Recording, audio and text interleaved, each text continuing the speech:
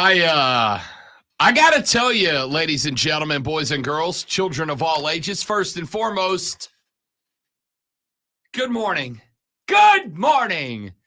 And welcome to the show. The Rob Brown Show's on the radio. This is the Fan Upstate. How do you do? Happy Monday to you. It is a word that I think we probably will not be using that often today. Ladies and gentlemen, quite fortuitous that Monday Night Raw is here in beautiful Greenville, South Carolina today. And it is fortuitous that Greenville, South Carolina is where Monday Night Raw will emanate from this evening, predominantly because I got a sneaky suspicion that today some of y'all is gonna want fight. I got a sneaky suspicion that some of y'all are going to be looking and choosing for violence today. But why? Why? I mean, I'm going to tell you why. Because Clemson's got a new fight song, Lonzo. Clemson's got a new fight song, and it sounds like this. South Carolina's got a new fight song, too. It sounds like this. I don't have anything else to add to that. I mean, because I would if I had. I didn't know what else to put in there. It's absolutely true. There we go. And then Bryce Young looked in the camera and said, "I'm talking to America here. Let's go with the dub." I told you on Friday that I told you on Friday that when BY and the Cats got the dub, I would roll up into this Bia today, rocking Panther blue, true to my word. Is that like a bed and breakfast? No, it's like saying I'm gonna roll up in this. I gave myself a cuss word. Is that a 1K? Because there are certain tones you can't use. Oh, that's right. I didn't even think about that. Yeah. This is the standard sitcom beep, so I'm going to assume it's okay. 1K is acceptable. I hope that's what it is, because if it triggers, I just kicked the radio off in the upstate. If it triggers EAS, you're probably in trouble. So we'll find out here in a minute if I start getting a bunch of texts that go, "Rob, what happened? You're off the air, and we're being told the zombies are coming. What happened?" So far, so good. It didn't sound like a 1K. So, but it might be. I don't know. Son of a. We're about to find out. I mean, at this point, I'm pot committed, well, right? You might as well. At this point, I'm committed. Yeah. At this point, if it's true, I've already up. So we're good. Or we're not. One or the other. I just want to point out that I did protest. I guess I encouraged later, but I just I'll edit my part out. Hey, quick question, Lonzo. Are wins the only thing that matters still? Absolutely. Everything was proven yesterday. That might be the only win of the season for the Carolina Panthers. But he's better than CJ Stroud. But you know what he is? Because I got to follow the storyline that you put out there. He's no Will Levis. Very good work. Very good work. Great one. I did throw that red meat out to you. And I'm fine with it. I'm fine with it because wins aren't the only thing wins are the only thing that matters, but wins aren't the only thing that matters in the evaluation of a player. I will tell you that CJ Stroud throws a pretty ball in two tight windows. He did throw a couple of dots, dude. Like a couple of dots. Who else threw a couple of dots? Will Levis and Bryce Young. Good day for the Rooks yesterday. Now, BY very clearly outdueled the Houston Texans and CJ Stroud. It does not necessarily show up in the stat category the way that you want. I will later on in the show when we at length discuss this. I will absolutely. With no sarcasm and threats and pointing fingers, just the facts. Just the facts, bro. You know why? Because I know ball. Which is not a cut at all at anybody. It's not. I'm not saying anything about anybody else. I'm just saying that very simply, I know ball. Oh, yeah. And it needs, I just need the world to know that. BY 22 of 31 for 235 and a tutty on the day, a 103.6 passer rating. That is, and stick with me on this, good. That is very, very good. That is a number that you're looking for. That is a good number with the unit built around BY that he has right now. Bryce Young, by the way, has now extended his streak of completing 20 or more passes to 6 games to start his career. The list of QBs that have done that is thus: Bryce Young, Justin Herbert, Kyler Murray, end of list. That's the whole list. It's a pretty good list. It's a pretty short list. It's a pretty short list. Justin Herbert's very good. He just plays for a how would I describe his team? He plays for a team. That's how I describe that. Nobody's texted me and said we're in trouble yet, so I feel like we're okay. Dude, it's 6:06. I mean, you know. If I triggered some cataclysmic response, somebody was listening. Because we're known for reacting really quick around here. So, I mean, boom. I got all new sounds today, Lonzo. He put some effort in. Good for you. Yeah. BY. Whatever. It's good. I like it. I like the board. I like the soundboard. So, Carolina fans, can all take a deep breath. It's gonna be okay. Still don't like people blowing in my ear. It's just, Let's have a physical recoil reaction to that sound. It just because I think it's you doing it with your mic on, and it's like, no, don't do that. Yeah. Eddie Pinheiro knocks out a game-winning walk-off field goal. By the way, if you are a Panther fan and your sphincter did not tighten just a little bit when they threw a flag on the good field goal and said, yeah, that penalty happened pre-snap, so you have to kick that again. If you didn't start making coal into diamonds in that moment, I don't know what to tell you. I was like, oh, he's going to miss this. I'm sorry. I didn't want to be that guy. I believed. I told you Friday. I told Rashad Thursday. I said on Friday, when the Panthers win this game, I will roll my own Panther blue up into this bad boy Monday. They're winning this football game. And I got told, and they did. But I'm not going to lie. When Eddie knocked through the first effort, and they're like, it's good, Panthers, wait, there's a flag on the play. And the ref started talking. I'm like, oh, no, wave it off. No, Didn't he no. miss an extra point earlier in the game? Did. So that would add a little drama to it. He did, and it did. Because this was about that range, right? I think it was just a tick shorter. And they throw the flag, and I'm like, oh, no, please be encroachment. Unabated to the quarterback, which is a pre-kick whistle. They got to line it up and do it again. Now, I will say this. Big Stone's moment of the weekend, they point the camera at Eddie Pinheiro, who is rolling back over towards his offensive line, and he looks at him, and he goes, we got this. He's like, no worries. We got this. I got this. He's got this, he's pointing down at the ground. He's like, I got this. Don't worry about it. I got this. And in that moment, I'm like, oh, he got this. We're good. It's a dub. It's a dub. Somebody get Rashad on the line. I tried to tell you, it's a dub. All right, you need to talk about how the defense actually showed up for the first time in a while. Kind of what we've been waiting and for. And that's the real reason why they won the game was how the defense played. Oh, dude, it was any credit at all. It was an ugly game. Well, the defense and Adam Thielen. Because 72 grabs or 72 yards on 8 grabs. It's a shame he's so slow, Rob. It is a shame he's so slow. Could you imagine what that guy could do if he had 4.4 speed?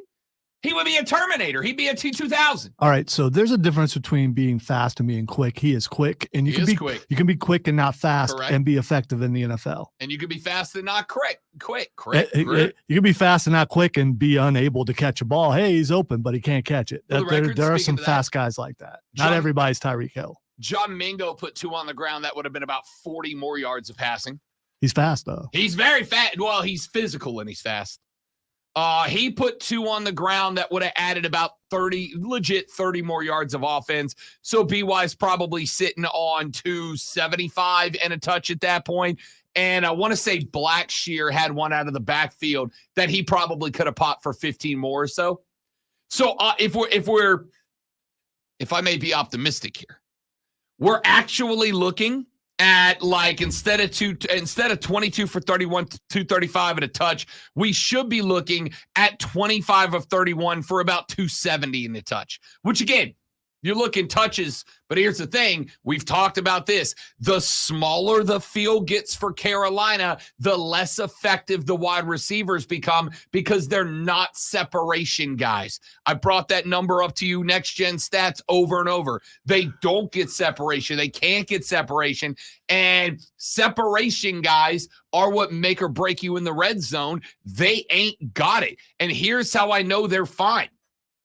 Because the touchdown that BY threw yesterday, the touchdown that BY threw to Thielen last week, they are precision shots. They are death stroke shots. They are red laser sight shots that BY is dropping into the back of the end zone. He just got to have somebody to drop them to. And it's that simple. He just got to have them. He's got to have somebody to drop it to. Thielen right now is that dude. John Mingo started coming out of his shell a little bit late in that game, right? He ended with 4 grabs, 62 yards, probably could have been 6 for 80 plus, but he came out of his shell, and that's what I'm looking for. Chuba and Raheem Blackshear had identical numbers out of the backfield. Chuba 2 for 26, Raheem 2 for 26, DJ 2 for 20. That's DJ Chark 2 for 23.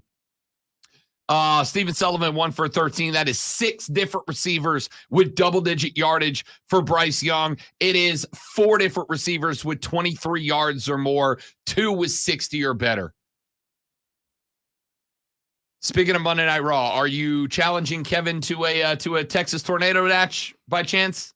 No, because dude just showed up in the street. No, because Kevin's wrong. Taylor Swift wasn't there yesterday. That's why they lost. Yeah. So it's the opposite of what Kevin's saying. What is it right now? With Tay in attendance, TK's good for $1, and without her, he's good for 46 yards. Yeah. So it's exactly the opposite. And teams don't go undefeated; they lose, and sometimes they lose to bad teams. And Patrick Mahomes had a bad day yesterday. He really did. He also had the flu, apparently. Yeah. Did you hear that? Yeah. So, I'm not going to lie. I was like, if this dude has a flu game. Yeah, but you expect everyone to have a flu. And they point that out. Oh, well, he had the flu. They're waiting for the flu game, even though Michael Jordan was just drunk and hungover. Thank you. It wasn't exactly a flu game. Personal foul. He was giving them the business. Yeah. So, the Chiefs lost. You know what? It's not the end of the world. For the record, they'll be back next week. The MJ fans get so mad when I call that the hangover game. Yeah, well, I mean, and it's totally a hangover watch game. The Last Dance. I think it kind of, anyway. Ladies and gentlemen, we got a show lined up for you today. All right. Coming up throughout the course of the broadcast, this is what I want all day long. I am looking for your It's getting hot in here. So hot. hot takes from the weekend. I suspect Clemson fans are going to have 1 or 2 or 9 or a dozen if you show up, because I also got to tell you, I heard one thing 3 times on Sunday, 3 times from 3 different people, one of which works here. Lonzo said, well, I don't know if Lonzo said exactly this morning, but I've been told this weekend, since the conclusion of the Clemson loss to North Carolina State on Saturday, I've been told 3 times, Rob, don't expect to hear from any Clemson fans on Monday, because once they take an L like this one, they all disappear. So Clemson fans, are you there? Are you awake? Are you alive? I don't know what the sound of peace is. I think it's just quiet, and that's no. I mean, it's going to be peaceful and quiet the rest of the season. It's not going to be loud and let's say orange. It's not going to be. So Clemson fans, where you at? Where are you? What's your major malfunction with this team? What's this team's major malfunction? We are going to talk about that throughout the course of the show. I want your Clemson hot take.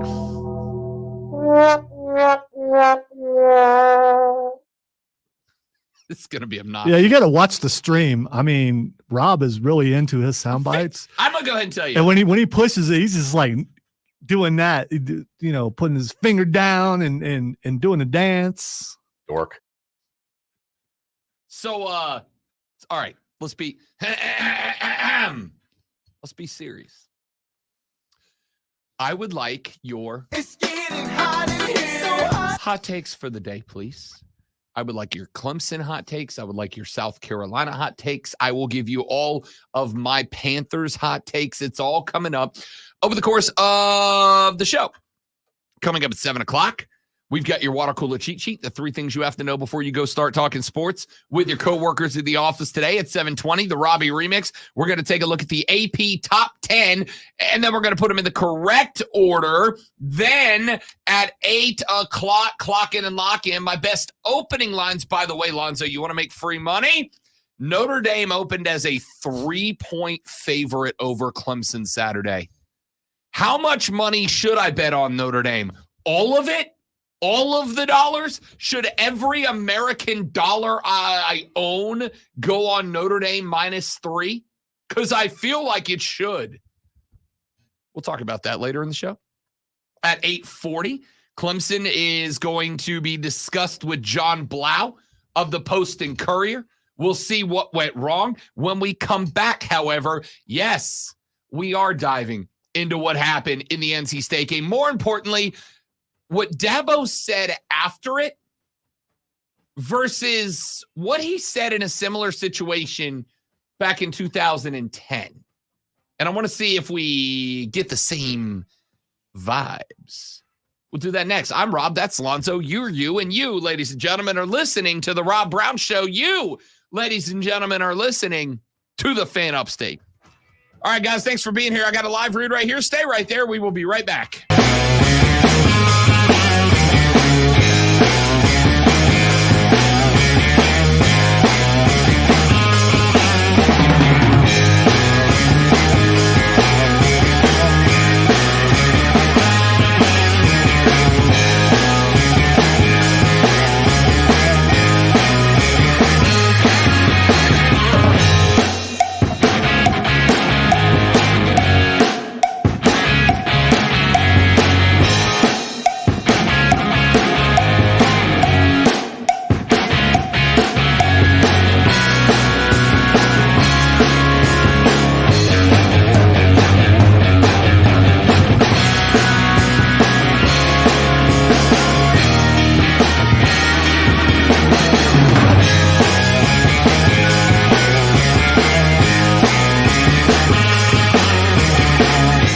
There are skilled nurses right there that can help you out.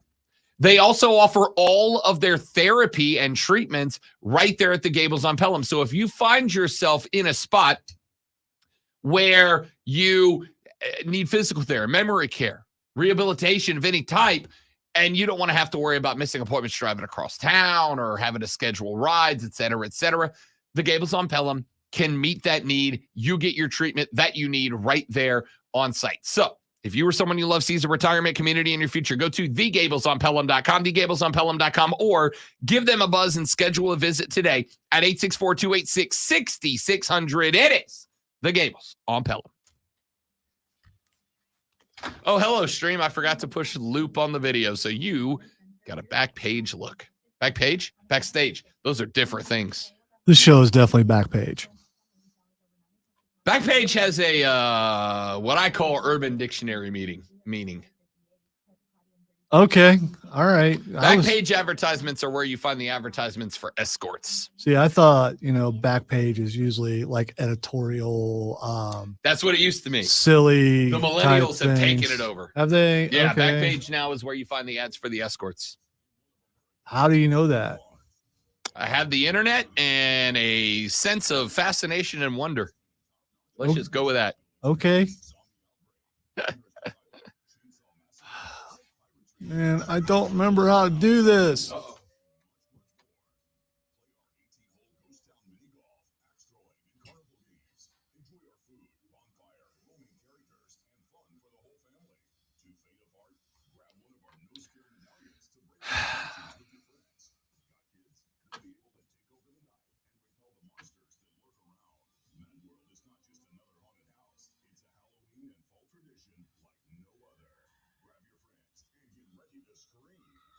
Maybe I don't have to. Maybe it showed up. Maybe I'm amazed by the way you love me all the time. Maybe I'm afraid of the way I love you. Simple things you can do to help out the environment. Remove any window air conditioners. Check window and door seals for proper insulation to keep heat in. Tore my ICL. Good one, Steven. Good one. I didn't even know that was possible. Yeah, there it is. It's fine. So just stop it right so you don't have to do it.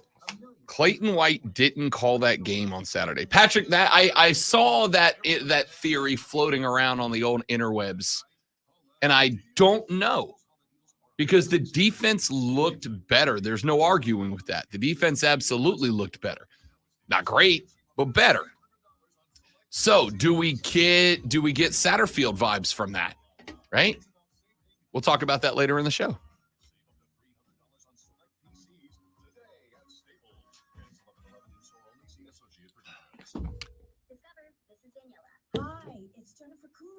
I just want to thank you for making me feel so special. I mean, that's kind of a negative projection for next year, Zach. They could be better next year. Do you like asparagus and mushroom sorbet? I've got leftovers. Introducing Discover Cashback Debit, a checking account cashback. It pays to Discover. Eligibility.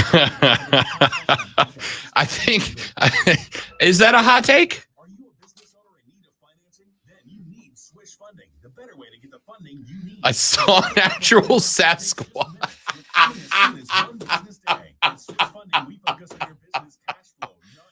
Trey, please tell me you kept that advertisement. I'm begging you to tell me you kept that advertisement.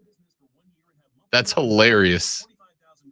You can get the affordable funding you need with no collateral at switchfunding.com. That's SWISH funding. I was watching The Sopranos the other day. I'm almost done. I got like 3 episodes left and I'm done with the show. And I know how the show ends. So Yeah, they all die at the end. No, they don't. Nobody knows how it ends. Right, which means But I'm pretty sure Tony gets whacked. Which means I'm right. Based on what I'm seeing in the show, I think Tony gets whacked. Anyway, I'm almost to the end of The Sopranos, and I was watching an episode the other day where with the lady friend, she sits in the room while watches whatever I'm watching, where he gets a newspaper and he opens it, and there are escort advertisements, and they are definitely risque. And she's like, "Well, that's not real." And I'm like, "Dude, it used to be.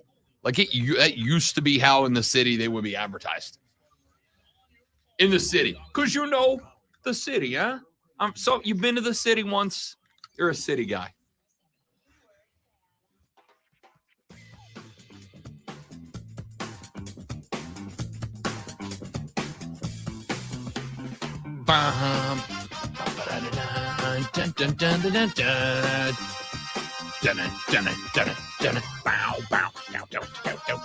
Welcome back, ladies and gentlemen. The Rob Brown Show's on the radio. It is the Fan Upstate. Ladies, gentlemen, boys and girls. Clemson is, and I think we can go on the record and say this officially now, not good. Yeehaw. I think we can go ahead and mark it down.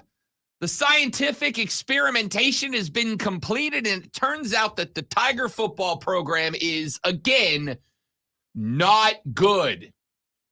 The struggle bus, ladies and gentlemen, has rolled into Clemson, South Carolina. Also known as the Roy Bus, and now that's Dabo's name for the bus, the Roy Bus. The Roy Bus? Yes, look it up. It's a thing. Dabo's back to driving the Roy Bus. Rookie of the year? Yeah, that's what it is. Roy Bus. Okay, now I have research to do. All right, text line 71307 What's or the on Roy the Bus? stream. Tell Rob what the Roy Bus is. I will take a look. Here's what I will say. about the struggle bus, the bus that Clemson is most certainly on right now. Clemson fans, I'm afraid I've got some bad news. you know all those jokes that we made about how Clemson and South Carolina could be a battle for bowl eligibility? So hold on. So you were joking. I was not. Oh, I'm about to make it worse. I wasn't joking. Dude, Clemson may not be able to achieve bowl eligibility with a win over South Carolina. That game may not be for bowl eligibility because Clemson may not have the opportunity to be bowl eligible. Here's who they got left. Lonzo, give me it. It's early. We got time. Clemson v. Notre Dame. Who wins that game? Notre Dame. Clemson v. Georgia Tech. Who wins that game? Knowing what you got out of Georgia Tech, who just knocked off North Carolina. I got to go Georgia Tech. Clemson versus North Carolina. North Carolina. Clemson versus South Carolina. You know where I'm going there. That means, What's damn that? it, what I meant to say Sad was, thing. if that is true, Lonzo, if that is correct, if what you just said ends up being the correct prognostication, if Clemson does not win another football game, they could finish this year 4-8. And here's the thing, about 5% of the Clemson fan base just went, bleep you, Rob. Oh, wait.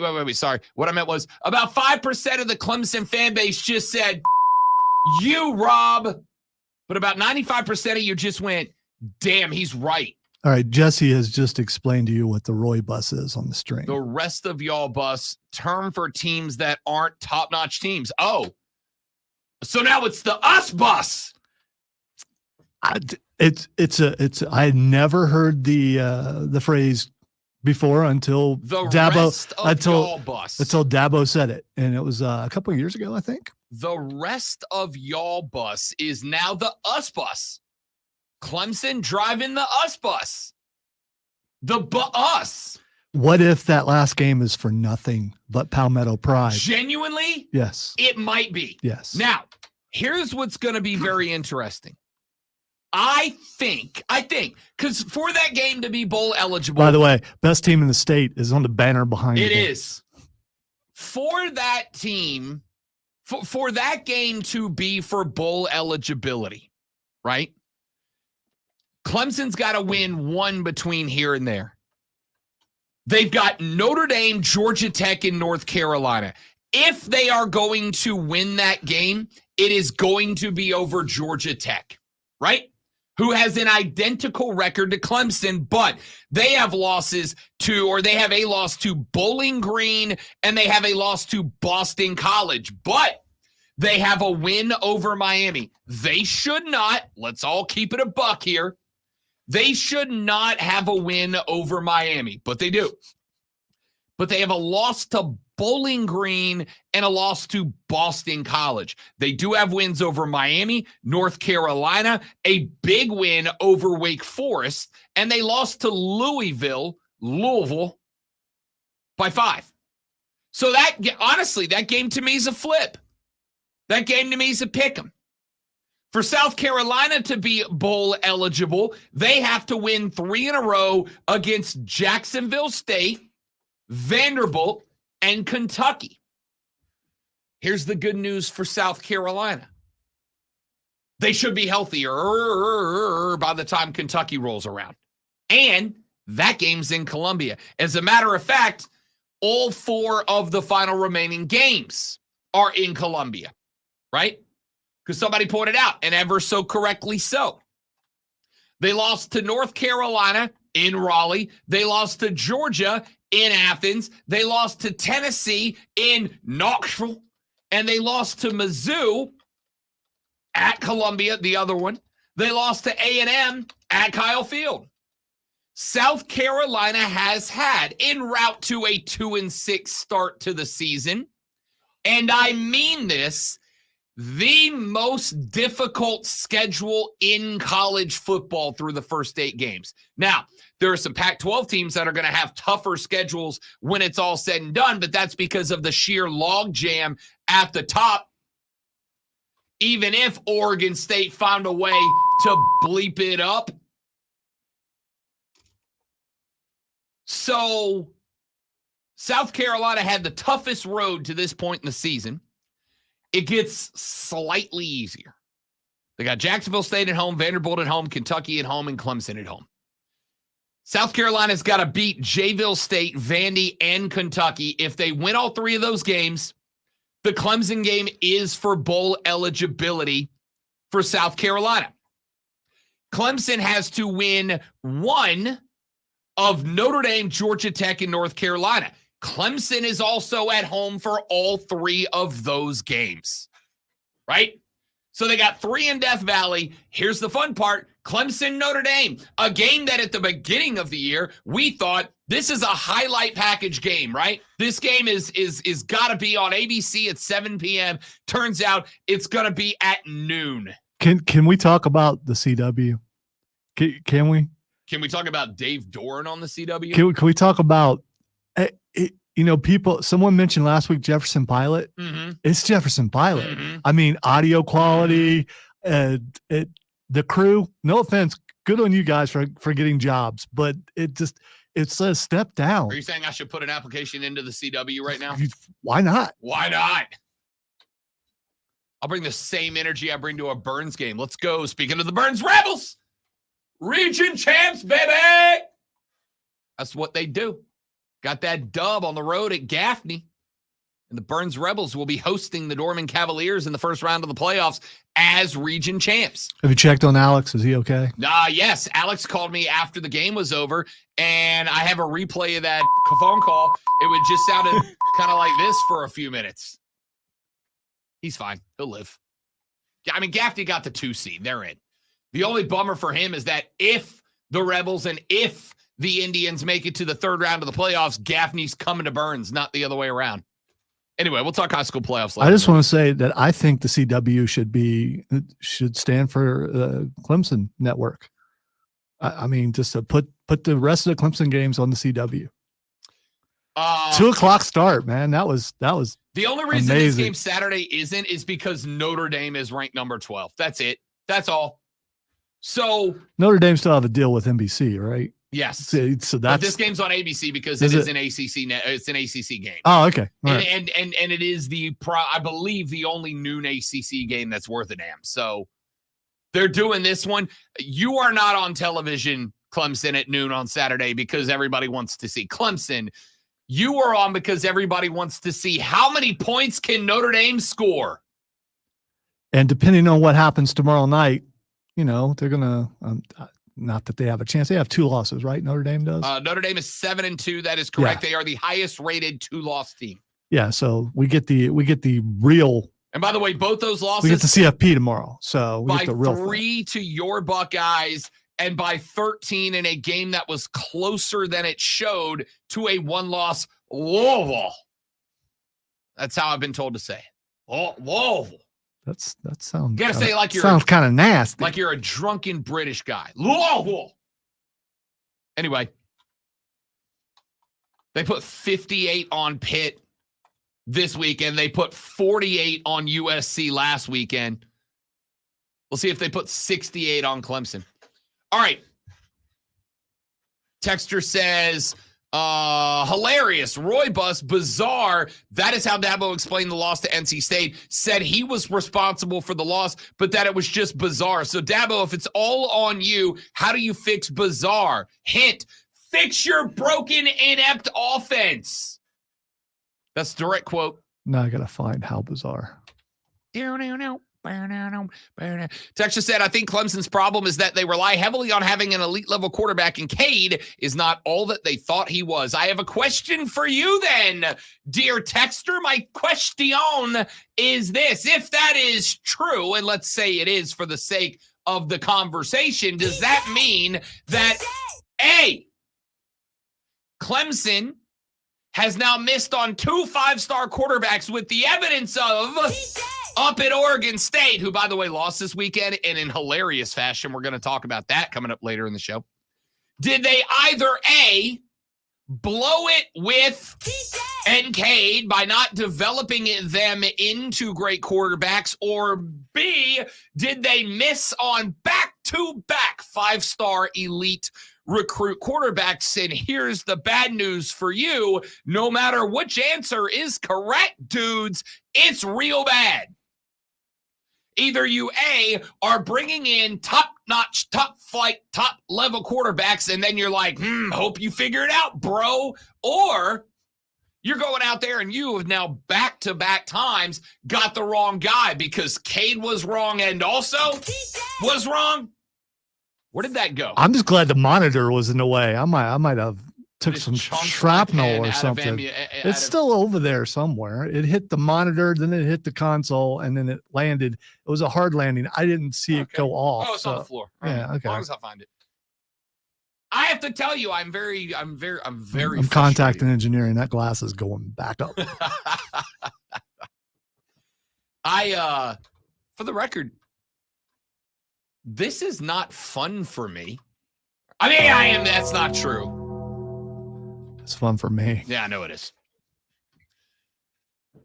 So, Texter, my question is, which one of those two things is correct? Is it that you are either A, missing on recruits, or B, you're not developing those recruits? And here's the problem. It would be one thing if it was just the quarterbacks. You could go fire the quarterback coach, get a new guy in there to develop these quarterbacks. But, man, where is your development outside of the quarterbacks? Is the offensive line getting better week by week?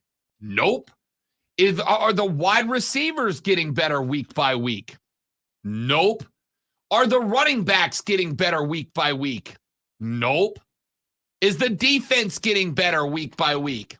Nope. There is a obvious empirical lack of development across this football team's roster from top to bottom. And at some point, that program's got to look inwards. That program's got to check the man in the mirror. Oh, yeah. And realize there's the problem. The call, friends, is coming from inside the house. Let's take a break. When we come back, I'm going to stick with Dabo for one more minute because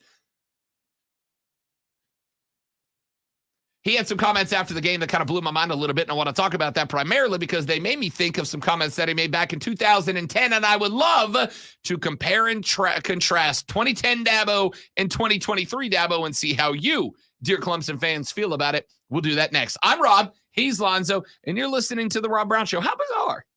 It's the Fan Upstate, y'all.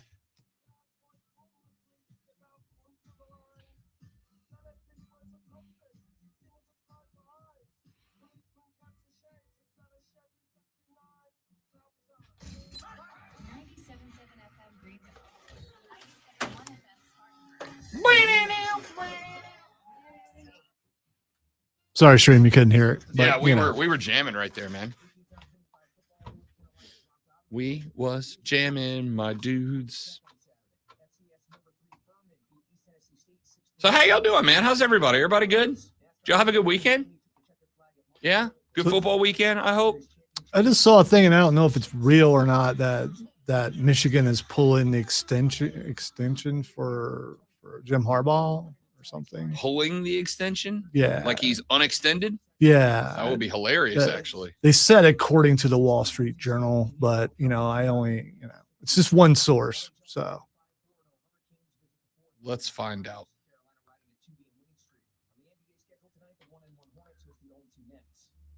might have been just someone taking pleasure in the downfall of No one them would dare. Wolverines. The audacity. Yeah, I know. This is an important notice to consumers facing $10,000 or more in credit card debt, medical bills, or other unsecured debt. You may not be required to pay it all back because there are special programs now in effect that will significantly reduce the amount you That's probably true, Zach, although maybe he changes another coordinator in the offseason. Like brings in a new defensive coordinator and then tells them, hey, this is the Clemson way.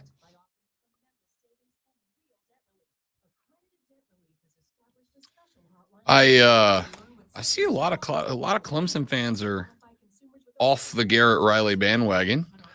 See, for 14 years, I did a show that was the South Carolina Clemson show. And for quite a bit of that time before this latest. It was like this every season for South Carolina and Clemson, trying to be bowl eligible.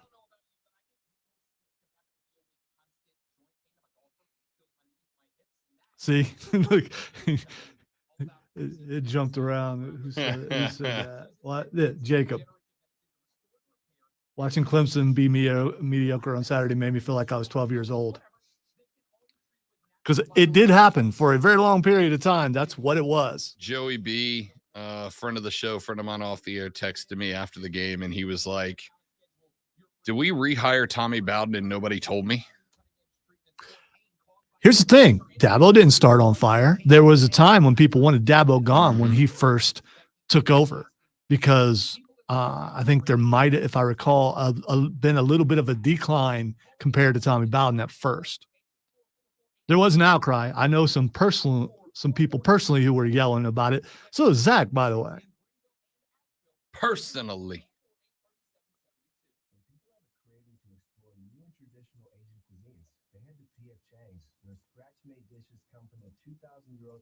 Yeah, and then not use primer, Zach. So you like the old stuff still comes through the paint a little bit, and then you got to try to use more coats. But then you find out you want cheap paint, and so it's not. By the time you cover it all, you've spent just as much money as you would have if you actually went out and got some good stuff. That's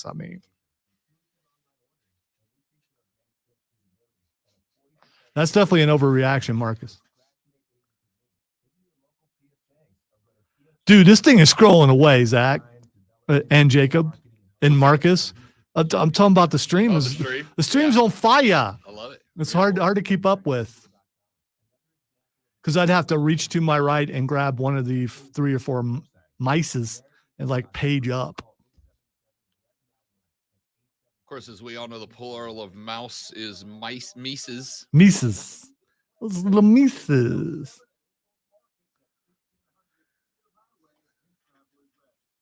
Oh, you said text. I don't have the text line up. No, you said comment. I can't read either. I don't know what's going on. Read. I can't read. Oh, on Antenna TV. Oh, so Antenna TV was not that long ago. I mean, during that, when was it when everything went digital? It was like in 15 years ago or something like that. Time goes by a lot faster when you get old.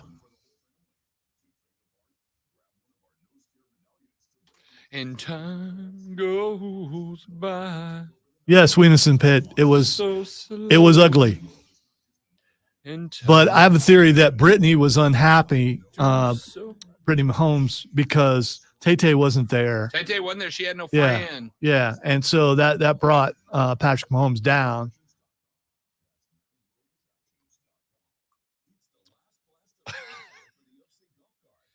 She was all sad. She's like, I don't want to go to the game. I'm only going to be on camera with Taylor. Petra's like, you got to show up now. You're a mainstay. If you only show up when Travis's girlfriend is there, it's going to make you look like you're an influencer, and I can't have that. No one wants to dance alone. I never want to dance again. Although sometimes I do dance with myself. That's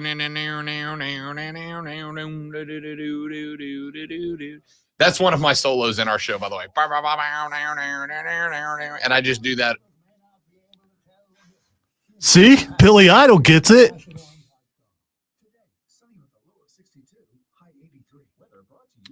Sound clips here are going to go 2 and then 2A. Kind of figured that. And I'm going to set up 2 as if it is different than the title. So don't panic. Okay, so like either pause or point like we always do. Okay, we're good. I know. I did that once where I titled it something different because I was going to fake set it Yeah, up, but there's probably that's not what it says. There's probably like a ton of cuts that day.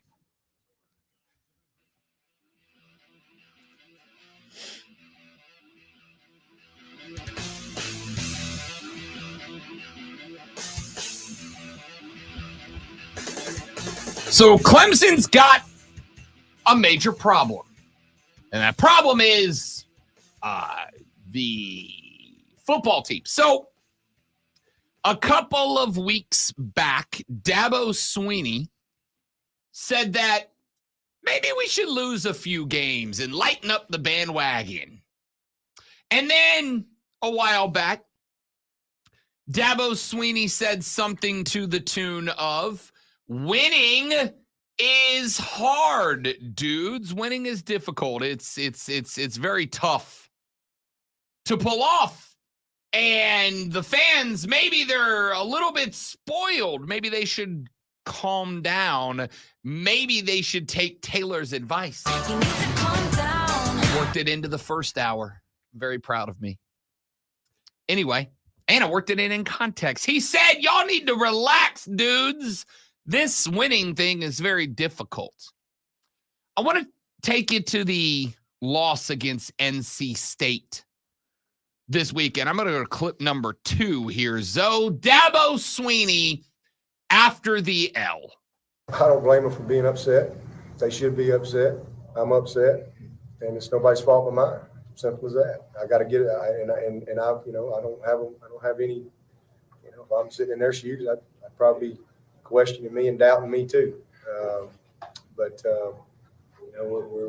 lost our confidence somewhere along the way, and it's been a tough year. But it's going to be a new year starting tomorrow, and I'm going to do everything I can to make sure that this never happens again, and that this is just, a valley that we can all remember and look back at one day. But we come out of it and we grow from it and get better. But I don't blame the fans one bit for being ticked off. They ought to be ticked off. And I'm going to do a better job to make sure that I get us better as a program. Oh, my bad. That was from 2010. That was from the loss in the Meineke Car Care Bowl to the University of South Florida. That was from the year where Clemson concluded their season 4-4 in the conference, 6-7 overall after losing to the mighty Bulls of USF in Charlotte. Now, Lonzo, you listened to that clip. You listened to the clips a couple of weeks ago when Dabo said, "Oh, you're all spoiled brats. Get off the bandwagon. Winning's hard." I don't know about you, sir, but I heard a very different tone from 2010 Dabo to 2023 Dabo. Yeah, the 2023 Dabo is a Dabo who's getting a statue. When you know you're getting a statue, when you know you are the best coach to ever coach at a school, then you can change your tune a little bit. It turns out you may think a little differently for $11 million, my dudes and dudettes. And I understand. I probably think and feel a lot of things that would change for $11 million. I'm sorry, a year, right? At 11, if I'm making $1 million a year as a head coach, I'm like, yeah, this is not good enough. We're going to do better. I'm going to fix it. We're going to change. And for $11 million a year, I'm like, shut up. You're lucky we don't lose every game. Are you kidding me? Yeah, college football is the hardest thing in the world. It's the most difficult thing ever. No one does a job better than or more difficult than college football coaches. It is the single most challenging thing anyone can do anywhere ever. Alaskan king crab fishermen have an easier job than me, dudes. Not a place I thought you'd go, but okay. Firefighters have an easier job than head coaching college football for $11 million a year. You'll notice in that clip, you got two things. Number one, you didn't get Dabo going, winning's hard, get off the bandwagon, you're spoiled. You got Dabo going, yeah, you should absolutely be furious at us right now. You should be irredeemably upset. You didn't have Dabo saying, well, we're going to do things our way. Just kind of, you got Dabo going, I'm going to change whatever the hell I need to change. By the way, real quick, clip 2A, since we're here, since we're talking about it, the reporter that asked the question to Dabo that set that up had one more question for Dabo Swinney, and it sounded like this. foresee any possible changes on the offensive staff or just in the coaching staff in general this year, maybe during the offseason? Well, as I just said, I'm going to do everything I can to make sure that this program gets better. And that includes anything and everything within my power. So, I'll speak further on that at a later date. Did you hear the guy in the background laughing? I swear that sounded like a laugh. I could be wrong. I can neither confirm nor deny. Now, I was not at the press conference, so it wasn't me. 2010. Now, let's be very, very clear about what that year shaped up like. Wins over North Texas and Presbyterian to start. You lost to Auburn on the road, 27-24 in overtime. You lost to number 16 Miami. Auburn was number 16 at the time, by the way. You lost to number 16 Miami at home by 9. You lost at North Carolina by 5. You beat Maryland. You beat Georgia Tech. You lost to Boston College by 6. You beat NC State. You lost to Florida State on the road, 16-13 by 3. You beat Wake Forest. And then you lost to the Gamecocks 29-7, arguably the biggest ugly dub or ugly L of the year before you lost to USF by 5 in South Florida. You lost those games that year, 7 of them in total, by like a combined, excluding the South Carolina game, by like a combined 18 or 19 points. It was pretty unsettling. And going as a 6-win team to a bowl game that won every game close, that Dabo is the Dabo you need now. That's the Dabo that's got to come back. Not the ingrained Dabo, not the $11 million a year Dabo, not the preaching Dabo you've got in the last couple of years. You need that Dabo back. You need the Dabo that says, yeah, our fans should be furious. They should be furious with me. Coach, you going to make staff changes? If that's what it takes. Instead, you got the Dabo that's going, hey, winning's hard, man. It's tough to do. Not everybody can do it. Well, a lot of other teams are doing it, Coach. The standard is best. The best is the standard. Well, it's not right now. You are, by definition, by your own phraseology, not meeting the standard. This is on you, nobody else right now. You need 2010 Dabo back, not 2023 Dabo, because 2023 Dabo is prideful and comfortable. 2010 Dabo was trying to kick ass to prove he deserved to be there, and then he did that. Then he started beating everybody. And all of a sudden, the Clemson Tigers became a dynasty because Dabo was not prideful and comfortable. He was angsty, and he had a point to prove. But now that he's got that cash, and now that he's set in that office, and he's being told by everybody in there, it don't matter what happens. They can't get rid of you. You're Dabo bleeping Sweeney, dude. He's like, oh, winning's tough. Winning's hard. You know what would be really hard? Doing a Clemson show right now. You and I were listening to one. I apologize to the guy. I don't remember his name or where it was coming from. We'll just say Chrisley. Let's just call him that. We were listening to this cat show in the Fortress of Nerditude before we came on the air. And this guy was, one of my favorite words, apoplectic. He's like, dude, we're lost. We're lost. Abandoned ship. We're going down. Yeah, imagine all that with a Southern accent. Yeah.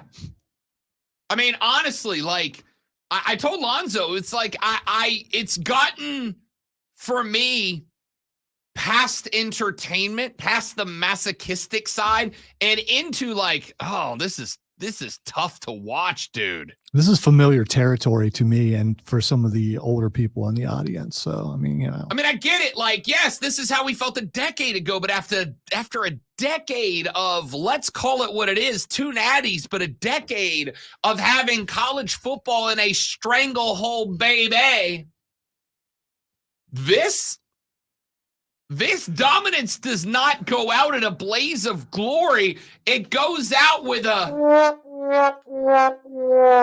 And Dabo's just saying, get off the bandwagon. You're entitled fans. No, give me 2010 Dabo. Give me the Dabo that wants to kill everybody to prove a damn point. Give me a sports flash with Lonzo.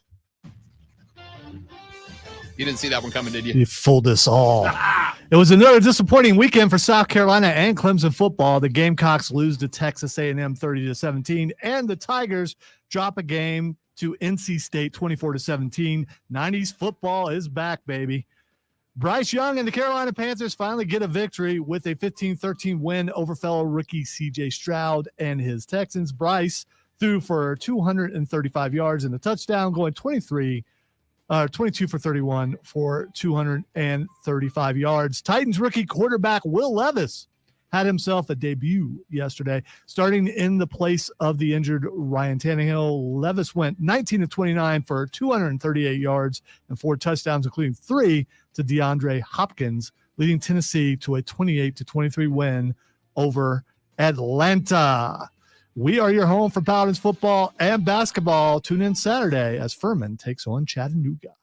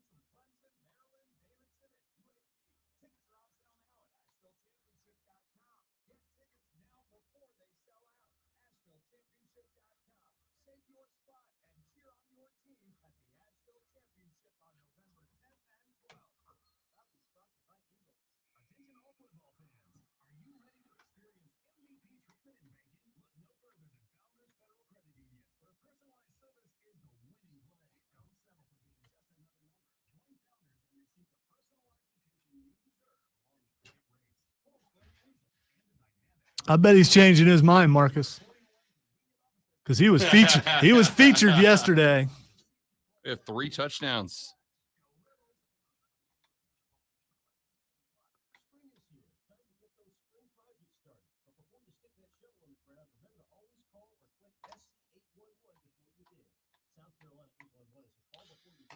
On this day, 85 years ago in 1938, Orson Welles' adaptation of H.G. Wells' The War of the Worlds aired on U.S. radio, sparking reports that some listeners believed a real Martian invasion was underway. You know, I've never listened to that broadcast. I want to listen to that broadcast. It's pretty good. I've heard bits and pieces of it. And the fact, if you think about, there wasn't what we have today, so radio was it. Yeah. There was no TV, nothing like that. So people are like, oh, my God, we're going to die. I've never listened to that broadcast. I really should. Just because I was curious, I looked it up. Electronic television was first successfully demonstrated in San Francisco in 1927 by Philo Taylor Farnsworth. Yes. If you're a Futurama fan, cool. Philo. Professor Farnsworth. Good news, everyone. I can't do his voice. One of my favorite television characters of all time, though.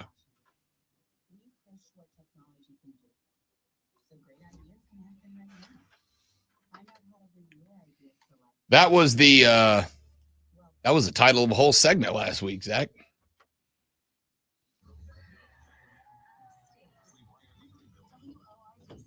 What a cool cheat time. When was TV publicly available. You also got to remember, even if it was available, it was probably really expensive, and not too many people had it. Publicly accessible television broadcast was in 1939.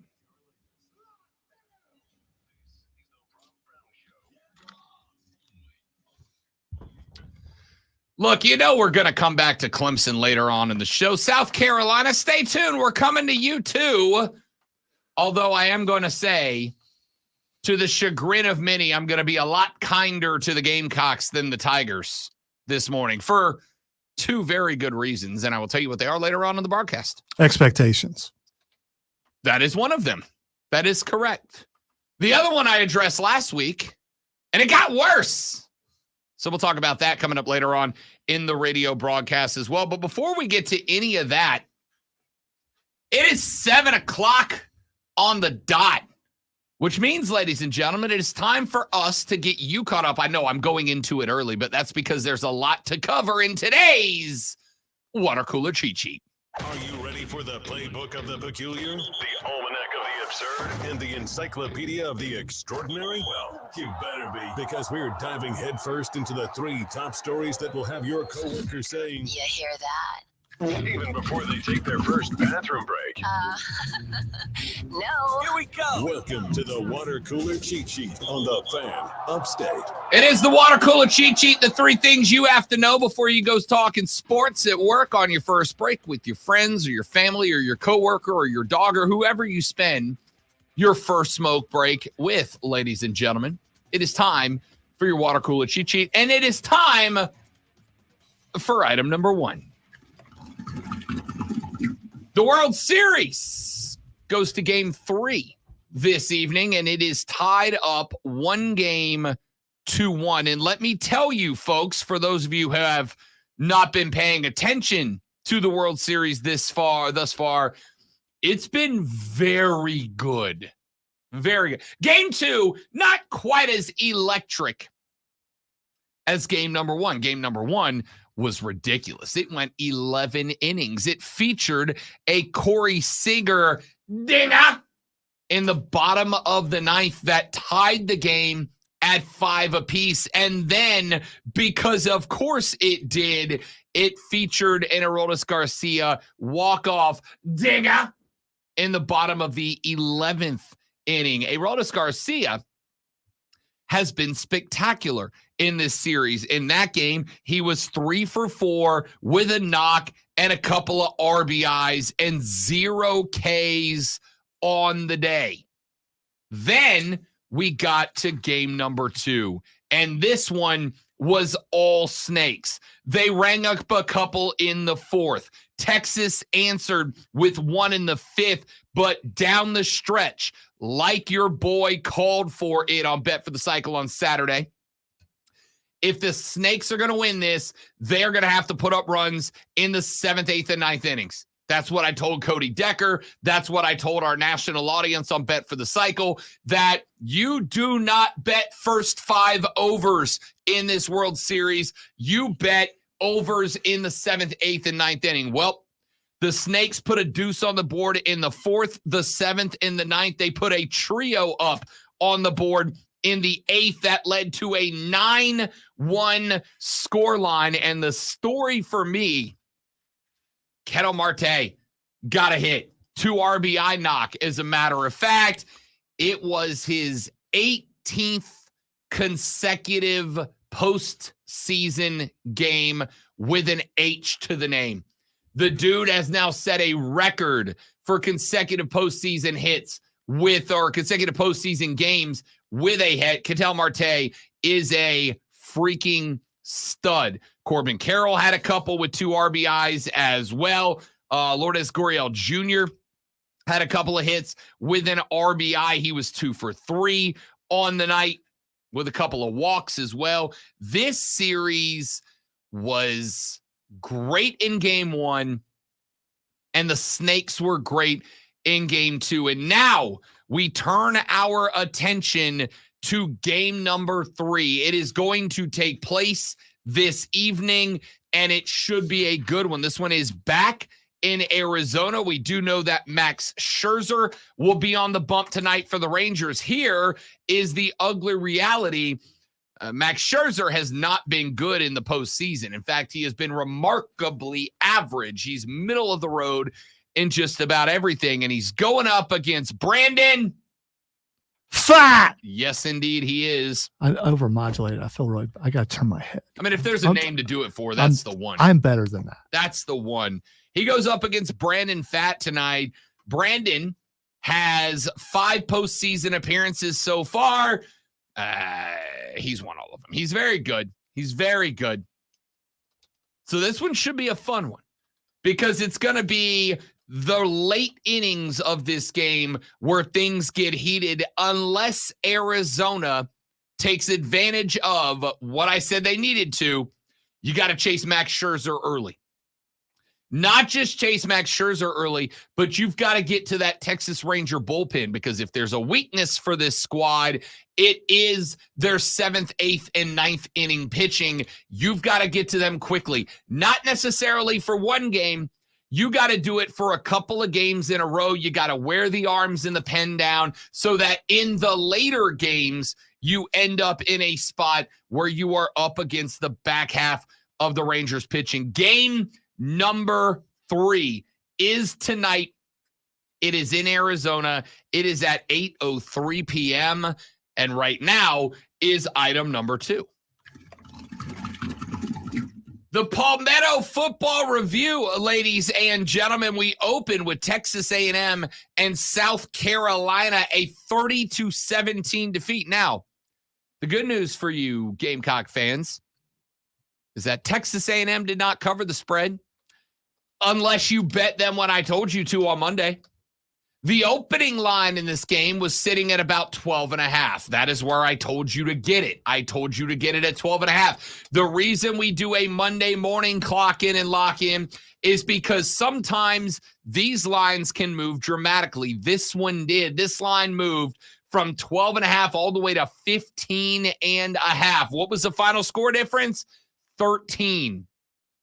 Which means if you got it like I did at 12.5 when I told you last Monday to clock in and lock in, you got some cash. If you did not and you waited until Saturday morning, you lost some.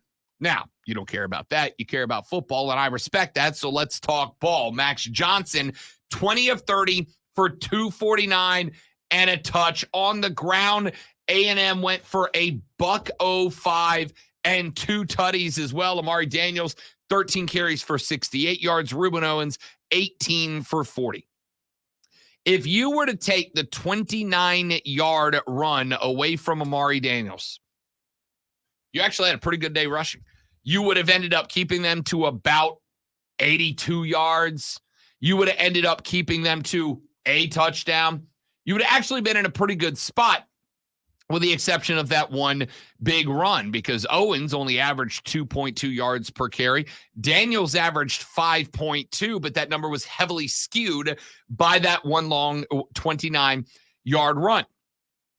The problem was over on the flip side. The problem was that South Carolina entered the halftime, Lonzo, with negative 33 yards rushing. Ouch. Yeah, that's real bad. Now, granted, the majority of them were on sacks. Spencer Rattler finished this day with minus 42 yards rushing. The real bad news here is that Mario Anderson had an okay day. 16 carries, 72 yards, or as they called him on the broadcast, Mario Anderson had 72. Hey, yo, Mario! Minus 42. With Dak Joyner 2 for 5, Nick Harbor 1 for 1, Juju 2 for minus 3 yards. Meaning that you ended up outside of Spencer Rattler's minus 42 with a total of 33 yards rushing offensively. That's not great. Rattler also had arguably his worst contest of the year through the air, 20 of 33 for $176 and 1 touchdown. Now, the touchdown was a great touchdown.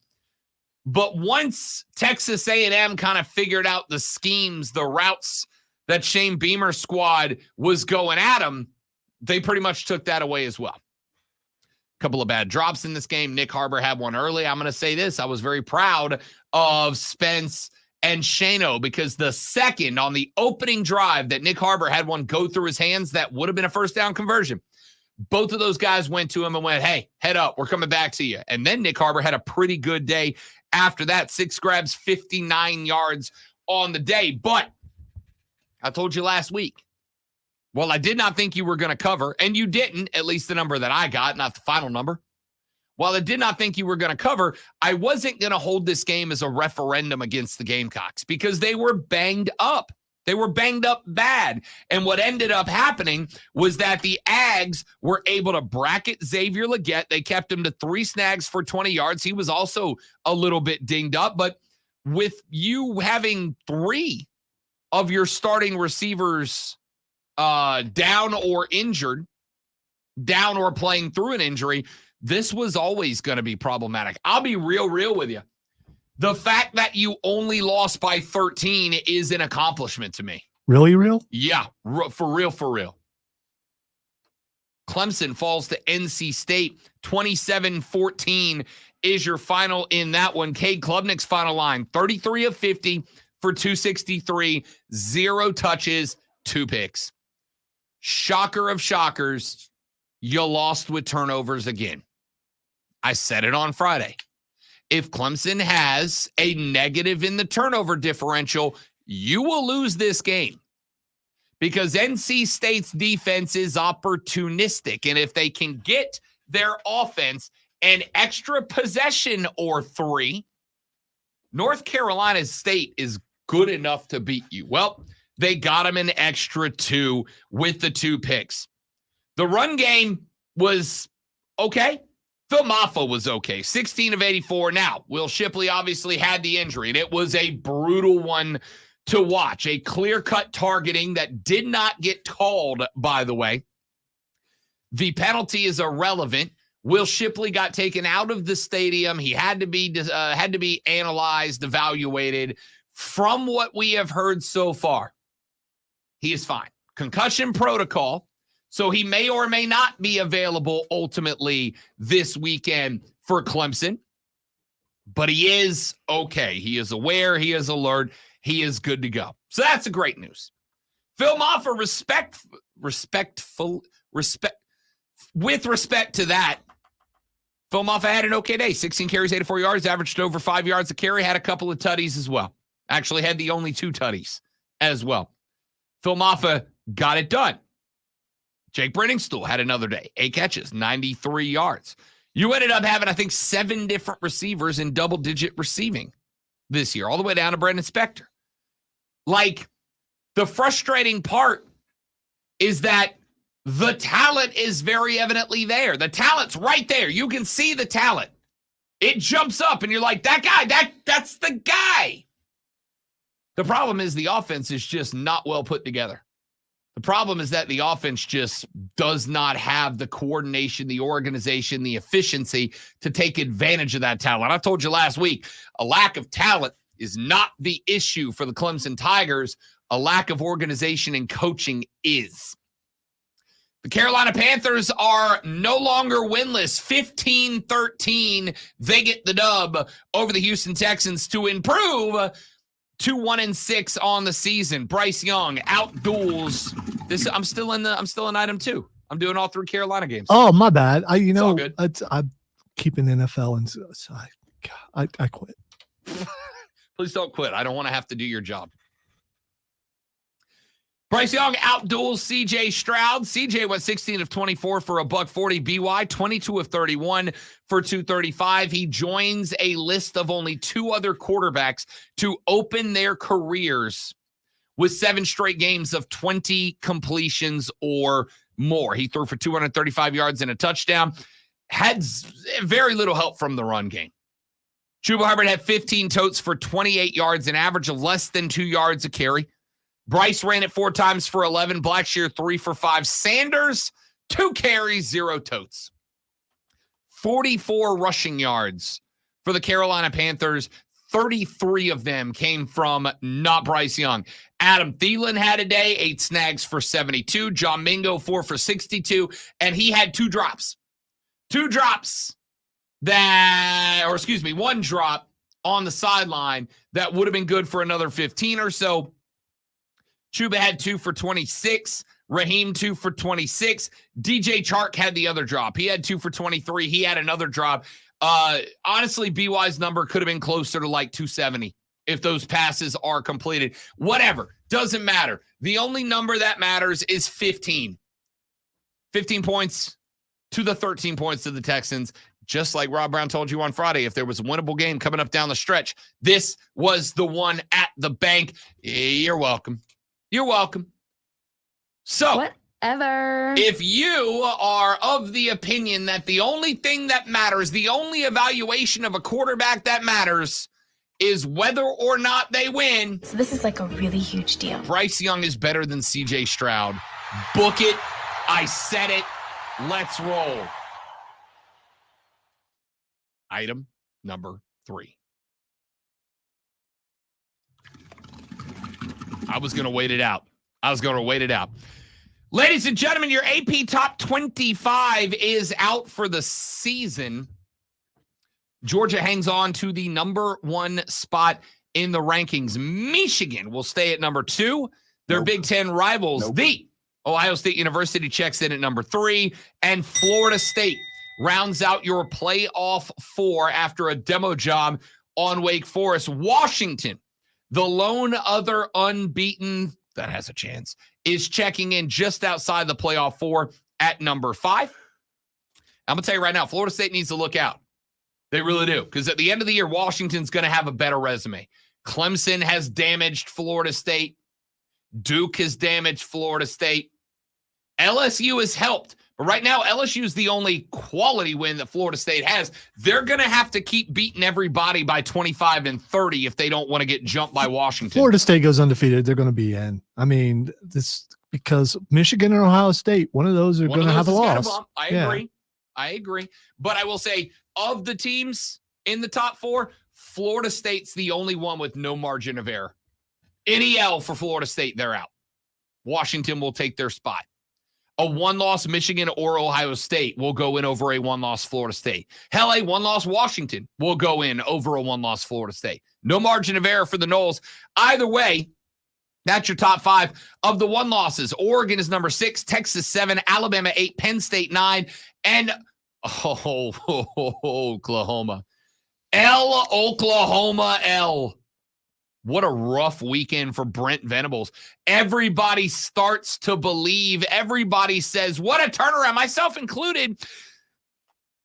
Then they have a fist fight against UCF and they lose the next weekend. Woof. Oklahoma drops down to number 10. Ole Miss 11, Notre Dame 12, LSU 13, Mizzou 14, Louisville 15. DJ's Beavers go to number 16. Air Force at 17, Utah 18, Tennessee 19, UCLA 20. And ladies and gentlemen, just because I want to say it on the walk-off, USC ranked number 24, James Madison ranked number 23, just like we all saw it coming at the beginning of the year. Oh, wait, I forgot to unmute my computer. You got one of those. Yeah. There you go. Sorry. I got to unmute the computer. James Madison's mascot is? The Presidents. I was going to say Patriots. I don't know. I was on BetMGM tonight, the other night. And my dog, Ryan Horvat, who I love. The Dukes. The Dukes. That's right. Dukes. My dog, Ryan Horvat, who I love. He is one of BetQL's mainstays. You hear him every single weeknight, with the exception of football night, here on the Fan Upstate. Ryan and I were talking. He has me on his show, BetMGM Tonight, every Thursday at 8:20. And he said, Rob, what are your thoughts on the James Madison Dukes? To which I said, can I be real with you, Ryan? I've watched like 3 minutes of James Madison football. I've watched none. The Dukes deserve more respect. I should give the Dukes more respect, but I've not watched more than maybe like 5 minutes. And he goes, none of us have either. We just wanted to see if you would be honest about it. You're going to put some effort into it this weekend and watch some James Madison. Who they got this weekend? Let's see. Trying to figure out where to watch James Madison. You know what? Yes. You know why? And I mean, this is actually sincere. On ESPN2 at 3:30, they play Georgia State. And Georgia State will James Madison make the quad box this week? Will they? Honestly, they might. Georgia State's 6-2. Their only losses were to Troy in a rivalry game to Georgia Southern. That might make the quad box. Then they got UConn, Appy State, and Coastal Carolina to complete the season. They could absolutely go undefeated. It won't matter. They'll get a fun bowl game. Like maybe they pop into a New Year's Six bowl just for the lulls. But are they going to be a playoff team? No. By the way, that's if the NCAA makes them playoff eligible. They got to get a rule change for that. Now next year, would they have been eligible? 12-team playoff. Yeah. So next year, make an excuse for them. You know what we should do? We should run to a break. And when we come back here in just a minute, it's time for the Robbie Remix. We're going to take a look at the AP poll top 10, and then I'm going to put them in the correct order because as of right now, it's not. And that's what I'm here for. We're doing that next on the Rob Brown Show. We're doing that next on the Fan Upstate. All right, guys, got a live read right here. Stay right there. We'll be right back.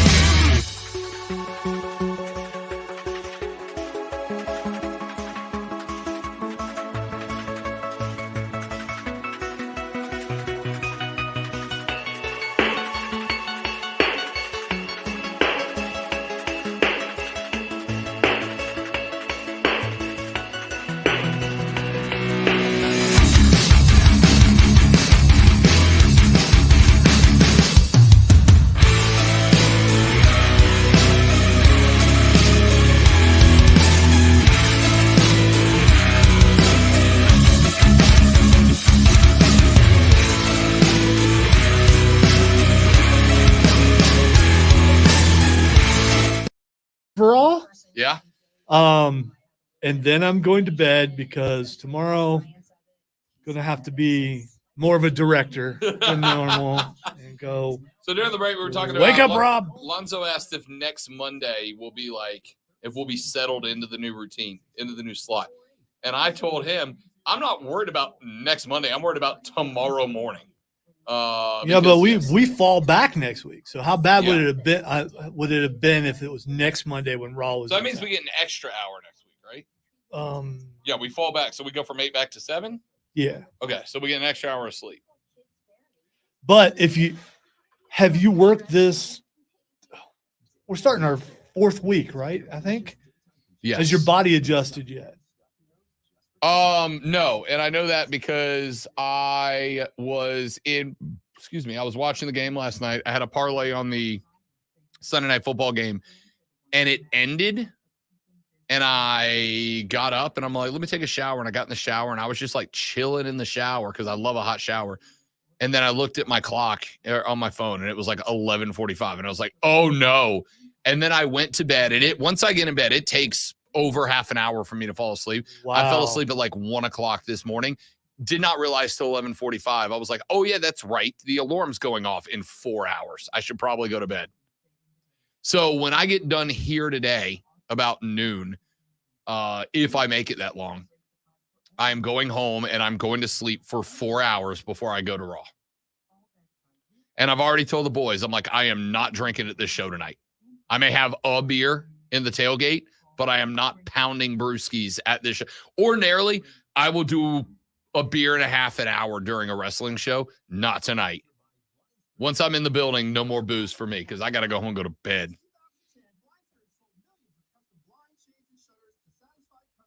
Well, hopefully it's a good Raw. Hopefully they have 4 dark matches. There are 2 things on the lineup I'm excited about. Imperium versus DIY, and Ricochet v. Dom, which I'm only excited about because you know that means mommy's in the house. Well, and you're also going to be able to listen closely and find out if the boos are really being piped in or not. 100%. Yes. I was excited about the Halloween street fight. Natalia versus Chelsea Green. Okay. I hope. All right, time to take a look at the Robbie remix. We're going to take the AP top 10 and we're going to put them, ladies and gentlemen, into the correct order. If you ask, well, me, that's why I put my name on it. The AP poll as it stands right now goes this way. In the number 10 spot is Oklahoma after they dropped 4 per the L this weekend. Penn State is at number 9. Bama, number 8. Texas is at number 7. And Oregon is the highest rated one-loss team in all the land, and they should be. They are at number 6. Right ahead of them, the only team to defeat the Oregon Ducks, the Washington Huskies, just outside the playoff spot at 8-0. FSU has 3 first-place votes. They are number 4. Ohio State also has 3 first-place votes. They are number 3. Michigan has 9 of them. They are ranked number 2. And the Georgia Bulldogs hang out still at number 1 with 48 first-place votes. Here, my friends, is my order in the top 10. I am going to start with number 10. I am going to match the AP by putting Oklahoma there. It is not just because of the loss. It is also because they have had back-to-back fistfights. That 34-30 win over Texas seems forever ago. They ended up winning over UCF 31-29 in a game that if the ball bounces one time differently, UCF makes that upset.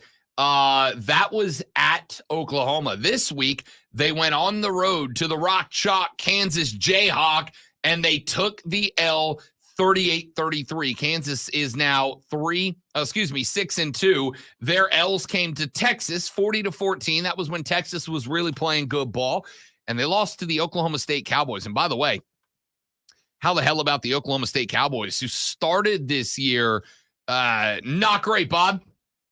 They escaped Arizona State and Central Arkansas. They lost to South Alabama and Iowa State, but since then have reeled off 4 in a row, including their rivalry game.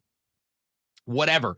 Not great for the Boomer Sooners at number 10. Checking in at number 9 on the Robbie Remix. Give me the Texas Longhorns. Listen, I know that they are 7-1. I know that their only loss came to then number 12, Oklahoma. And I know they've played better ball, but it was earlier in the year. 31-24, they escape at Houston. They whipped BYU this weekend, and I'm not going to disagree, but this is a resume spot. The Alabama win is looking better and better by the week, but there are some teams I've placed ahead of Texas that I think are better. It may be a little bit ironic as Texas beat the Alabama Crimson Tide, but I'm throwing the Tide at number 8. They get the win over the Tennessee Volunteers 34-20. Next up for Alabama is LSU. The Tennessee game, they won by 2 touchdowns and frankly did not play their best football. You can see this team getting better week by week, I think, and I would not be shocked to see Alabama find a way to sneak in over the University of Texas via resume down the street. The Longhorns have left Kansas State this weekend, and then that's it. TCU, Iowa State, and Texas Tech after that, whereas the Crimson Tide have LSU, Kentucky, Chattanooga, and Auburn down the stretch.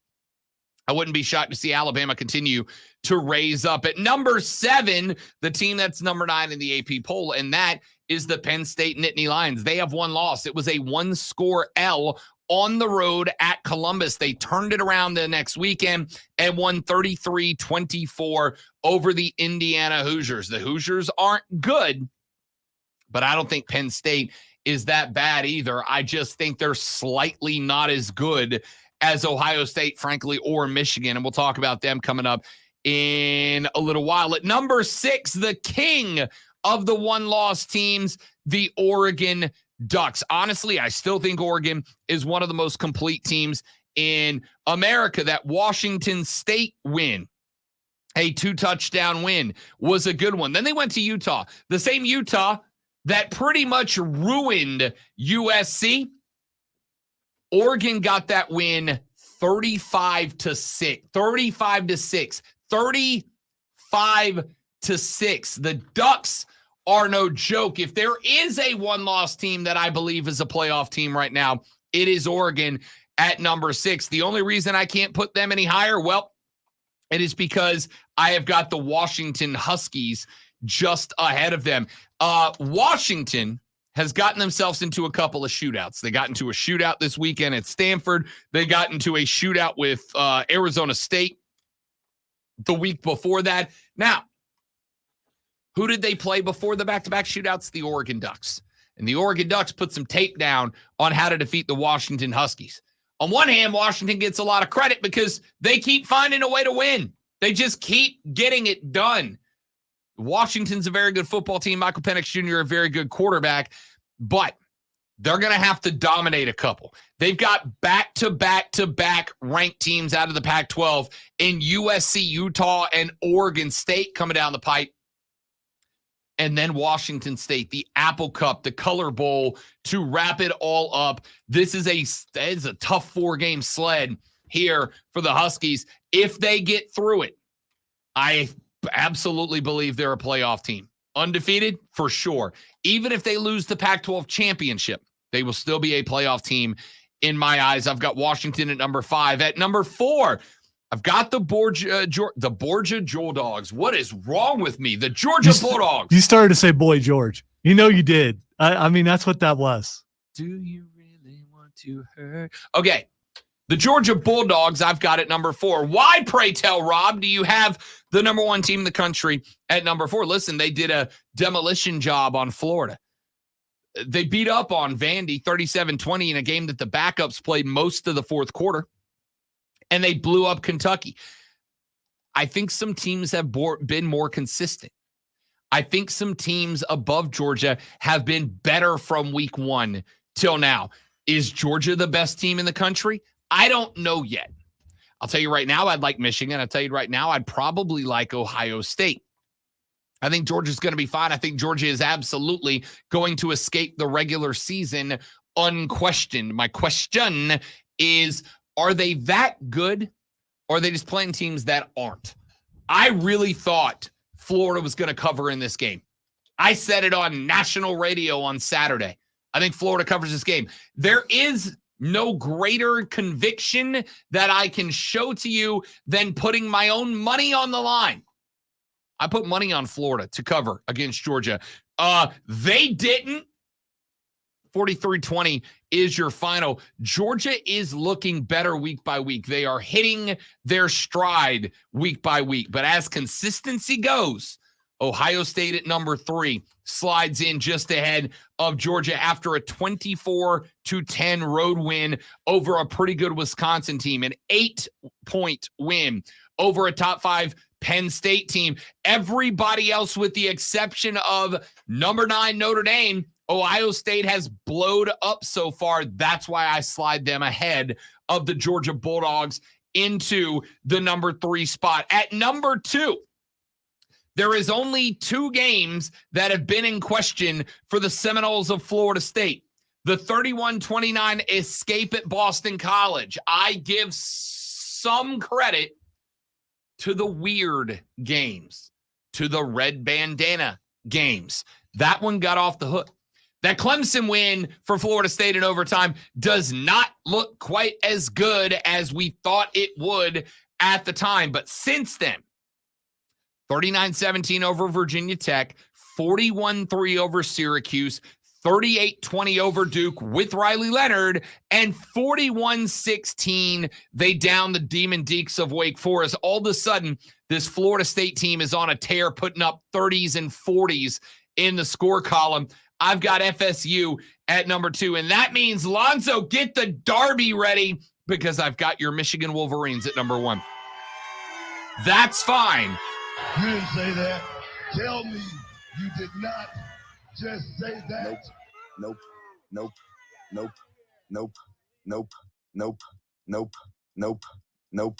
Nope. Nope. Nope. As Captain America said, I can do this all day. Nope. Hot as fish grease, bro. They knocked off Sparty, then they took a week off. Michigan has not put up fewer than 31 points in a game. Now, scratch that, 30 points in a game.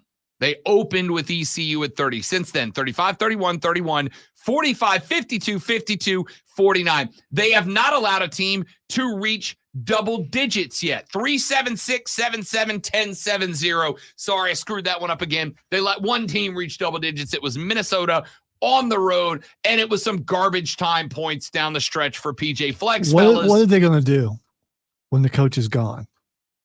I sent you the article, by the way. Probably not this anymore. I found that article. Oh, good. I'm going to look at it next. Listen, we can talk about the controversy. We can talk about the sign stealing, and we will. But they're beating the hell out of everybody. Now, interestingly enough, Michigan has Penn State in 2 weeks. They got Purdue this weekend. They should do the same thing. Mark me down for like a 35-7 win over Purdue. And then they're on the road at Penn State. The one disadvantage that the Wolverines have is that they're on the road at Penn State. Ohio State is in a good spot. They have already got Penn State. They've got Michigan to wrap it up. It is on the road, but they don't have the turnaround that the Wolverines do, playing Penn State on the road, and then Maryland, who, by the way, what the hell, Maryland? What was that?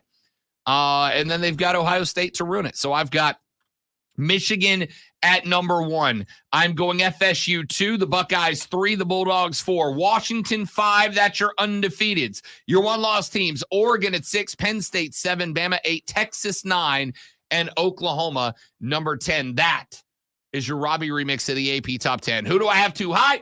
Who do I have too low? I want your thoughts, and we will read them on the text line, the MadWorldAttractions.com text line at 71307 when we come back. 71307, start your text with FAN, F-A-N. You can also call us 844-326-3663, 844-326-3663. Ladies and gentlemen, it's the Rob Brown Show. It is the Fan Upstate.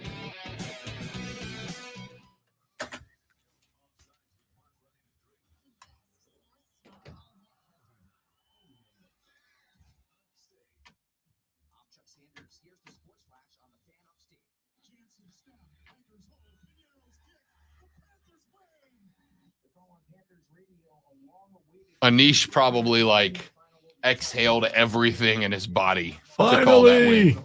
we win a game.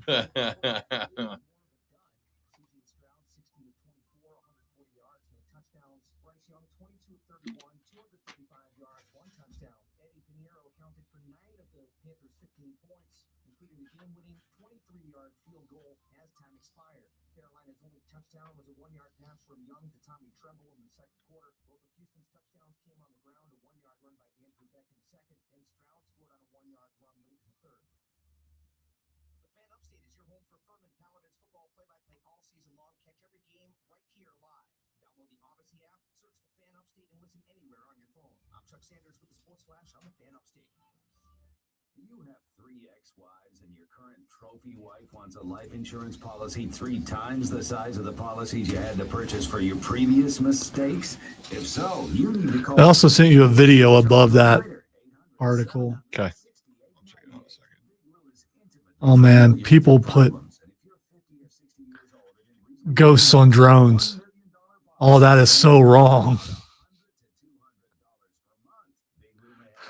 Run, dude, run.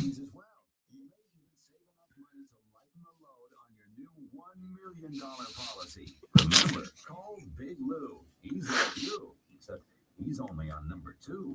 Call Rob would have a heart attack. 800-700-6898. That's 800-700-6898 for $1 million in term life insurance that you can live with. Call Big Lou at 800-700-6898. 800-700-6898. Hey, this is Mark Ryan with Offsides. Join me this Wednesday from 3 till 7 at Ingalls Markets at 1500 Cedar Highway in Travelers Rest. We'll also be giving away a $25 Ingalls gift card. See you there. Mad World Haunted Attraction is now open. In South Carolina's number. All right, Twitter. The video would take like 10 seconds.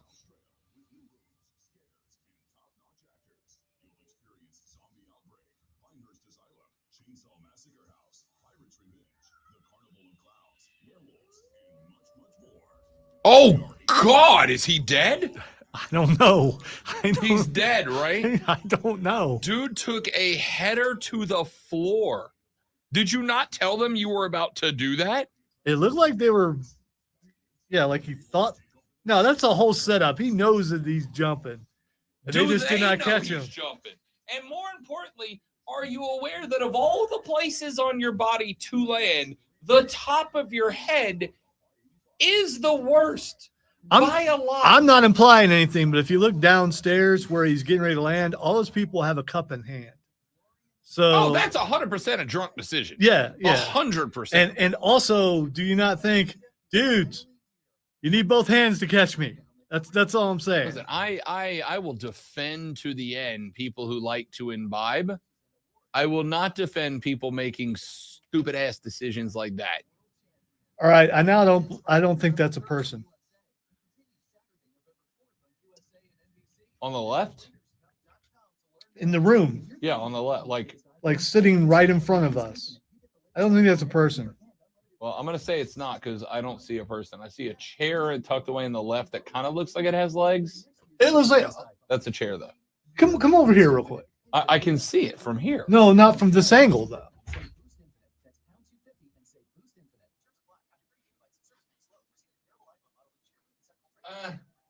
That's a chair or a lady who really needs to see a doctor about her legs. Looked like a person to me. So what can I say? Maybe my eyesight's getting worse.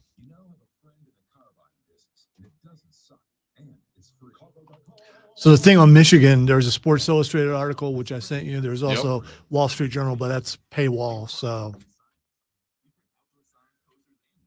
least it was for me.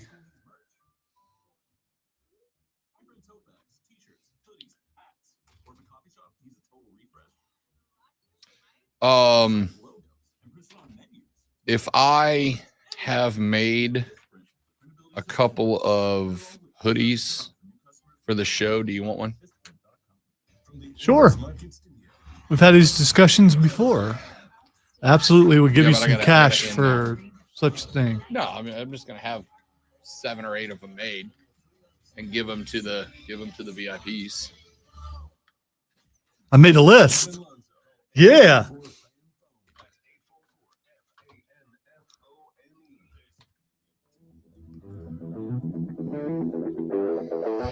Texter says putting Michigan at number 1 is probably the looniest thing you've done this week, and it's only Monday until Michigan. Oh, where did the second half of that text go? Until Michigan plays a defense and an offense, they're still the number 3, number 14 in the nation with Ohio State. Georgia 1, Florida State 2, Michigan 3, Ohio State 4.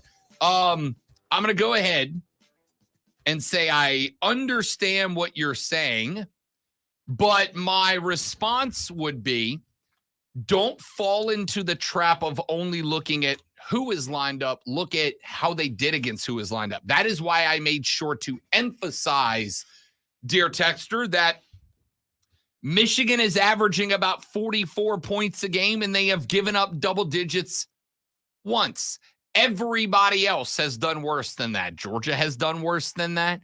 Ohio State has done worse than that. Florida State has done worse than that. You may hit me with all of the takes about strength of opponent that you wish, and I understand them all. But here's the thing. Michigan has taken a very weak schedule. I agree. It is a pathetic schedule thus far. Michigan has a 2-game schedule, Lonzo. Penn State on the road, Ohio State at the house. You know, it's whether I like it or not. It ain't like, I mean, that's just the schedule in front of them. Yeah. So, I mean, you play who's in front of you, and you get judged by it. The fact that Michigan has given up double digits a single time, and the fact that they have not scored fewer than 30, that was in week 1. They've scored 31 twice, 35 once, and everything else has been 49 or more. Again, how many times has this example been used? If I was to take the Kansas City Chiefs and drop them into the MAC, they would, despite playing an awful schedule, still be the Kansas City Chiefs. You have to look at what they do as well as who they do it to. After yesterday, I don't know. Action might be a little too much.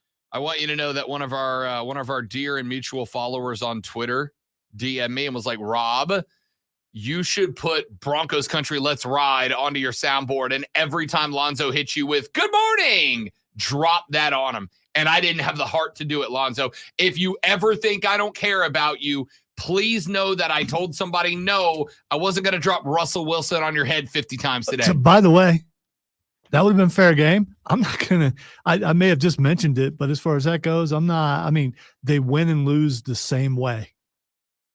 That's what they're either going to win by a couple points or they're going to lose. That's just how it works. And how many more chances are you going to get to actually play Let's Ride in a positive way? 2, probably. And I've only played the good morning sound once today. Now I'm going to have to play it multiples. So I'm going to drink a lot of beer tonight, Jim. Budweiser. You better not.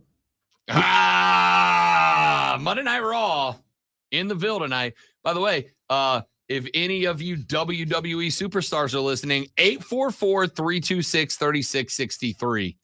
844-326-3663. I'm actually giving the number for the listeners. You guys can call too.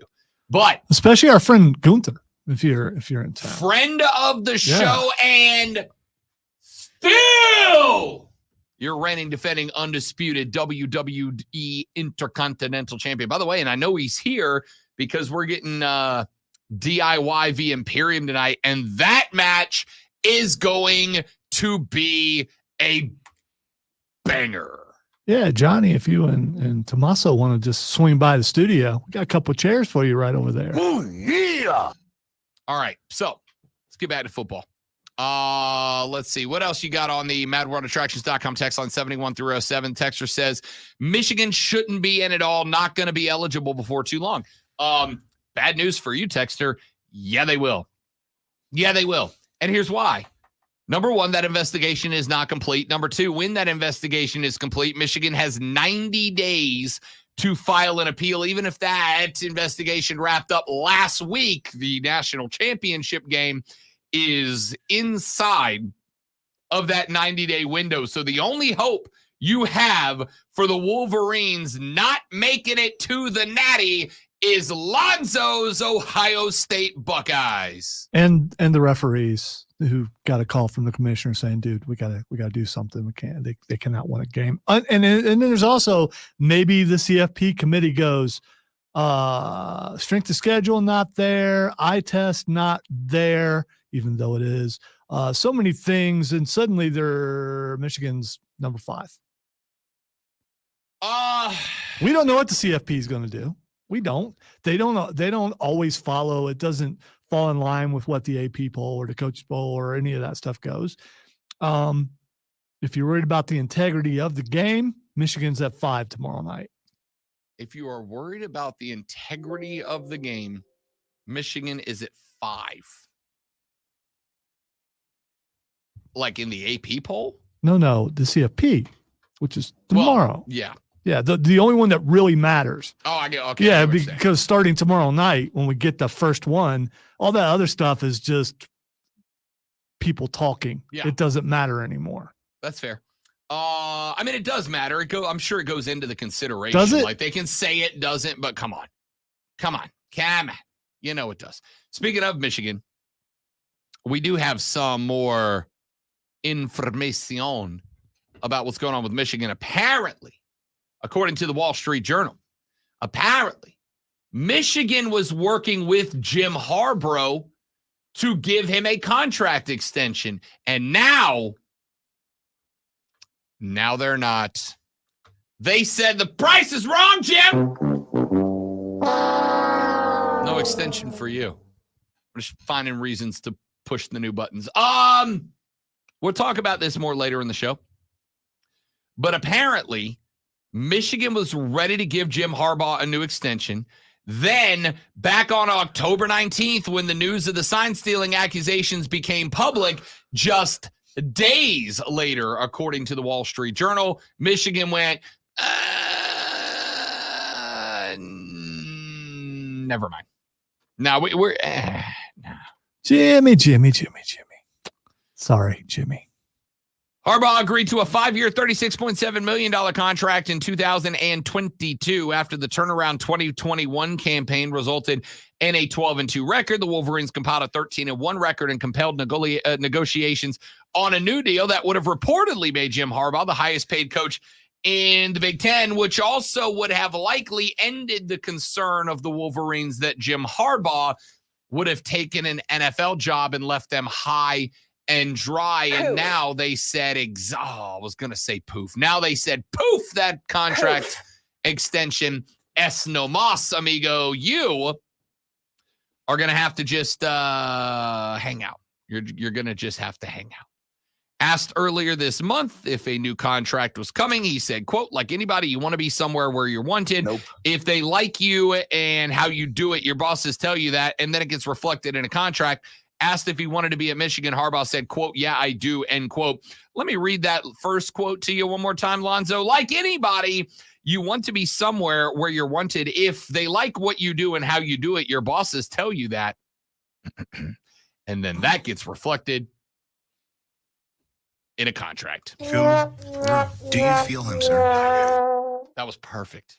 That was just art, is what that was. Okay. So,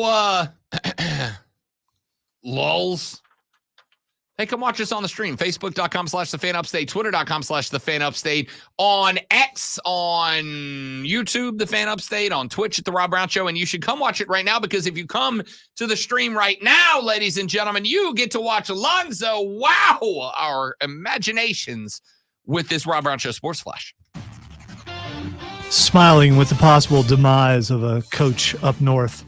It was another disappointing weekend for South Carolina and Clemson football. The Gamecocks lose to Texas A&M 30-17, and the Tigers drop a game to NC State 24-17. 90s football is back. It was a rough day for the Minnesota Vikings despite a 24-10 win over divisional rival Green Bay. After throwing for 274 yards and 2 touchdowns, quarterback Kirk Cousins may have torn his Achilles tendon. Sources reported the injury, which will be evaluated today. Cousins led the NFL in touchdown passes and was second in passing yards. That's a very competitive opening 2 contest in the World Series. The Diamondbacks return home to host the Rangers in Game 3 with both teams tied at 1. That's tonight, by the way. The high school football playoffs start this Friday as Burns takes on Dorman. Rob Brown brings you the play-by-play right here on your home for Burns football.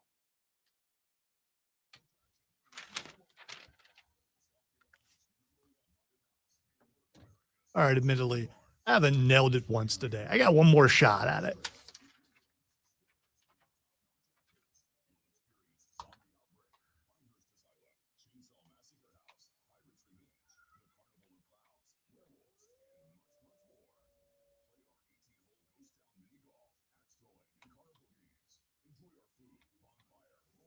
Mondays are difficult. I need to start changing my weekend schedule to match my weekday schedule.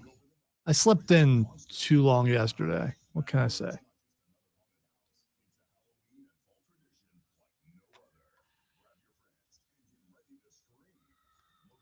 I know, Steven. Thank you for being there to push me. I appreciate it.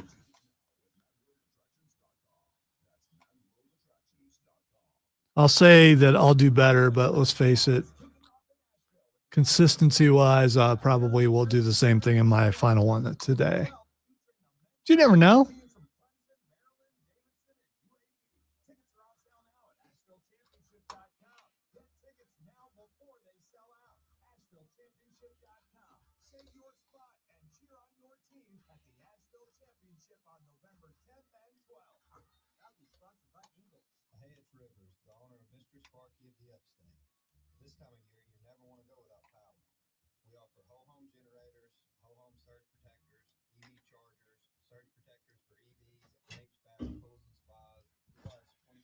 Have any of you guys gotten married in the last couple of years and used the website called The Knot?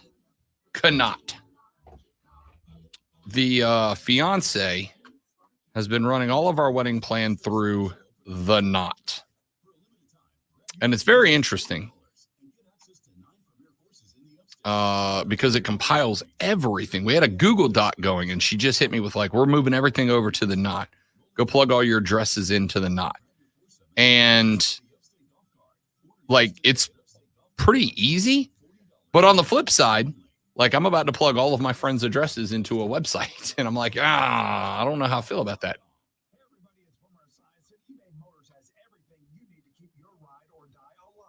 Superchargers, brakes, exhaust kits, and more. With over 122 million parts, eBay Motors levels your baby up to its peak performance. And with eBay Guaranteed Fit, your part is guaranteed to fit your ride every time or your money back. With all the parts you need at the prices you want, it's easy to bring home the win. Keep your ride or die alive at ebaymotors.com. Eligible items only, exclusions apply.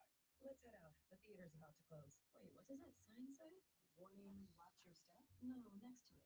If you are 60 or older, you may be at increased risk of serious consequences from RSV, respiratory syncytial virus, compared to adults younger than 60. I didn't know that. Not all dangers come with warning labels. Talk to your pharmacist or doctor about getting vaccinated against RSV. Somebody just said, Rob, if I see you at the show tonight, I'll say hi. And I responded with, you're much more likely to hear me at the show tonight. That's pretty accurate.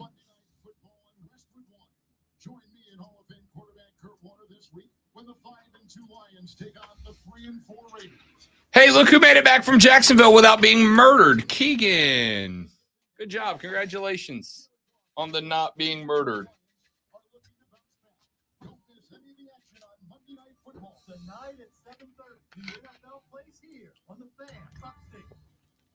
Just so you know, all your friends would do the same, convenience over safety. Yeah, I'm pretty sure that's the reasoning. And I don't really feel bad about it, to be honest. Yeah, it's going to be in the 30s by Wednesday, Steve. I know. The Friday night playoff game is going to be freaking cold, dude. I'm not looking forward to it. Last year, I went to Gaffney for that playoff game, and it was like 24 degrees at the end of the game, and all I brought was like a hoodie. I was dying. Because I had two options, which was close the window and call it in a box or open the window and have the fan noise. And I care about the people's experience. I regret doing that. You should wear a parka. You should wear a parka. I just never said the word. I'm going like Kirk Herbstreit. There you go. Like trench coat this week. It's like the bubble looking thing. I'm going gloves. I may wear earmuffs under the headset. Hey, why not? I haven't decided yet. Why not?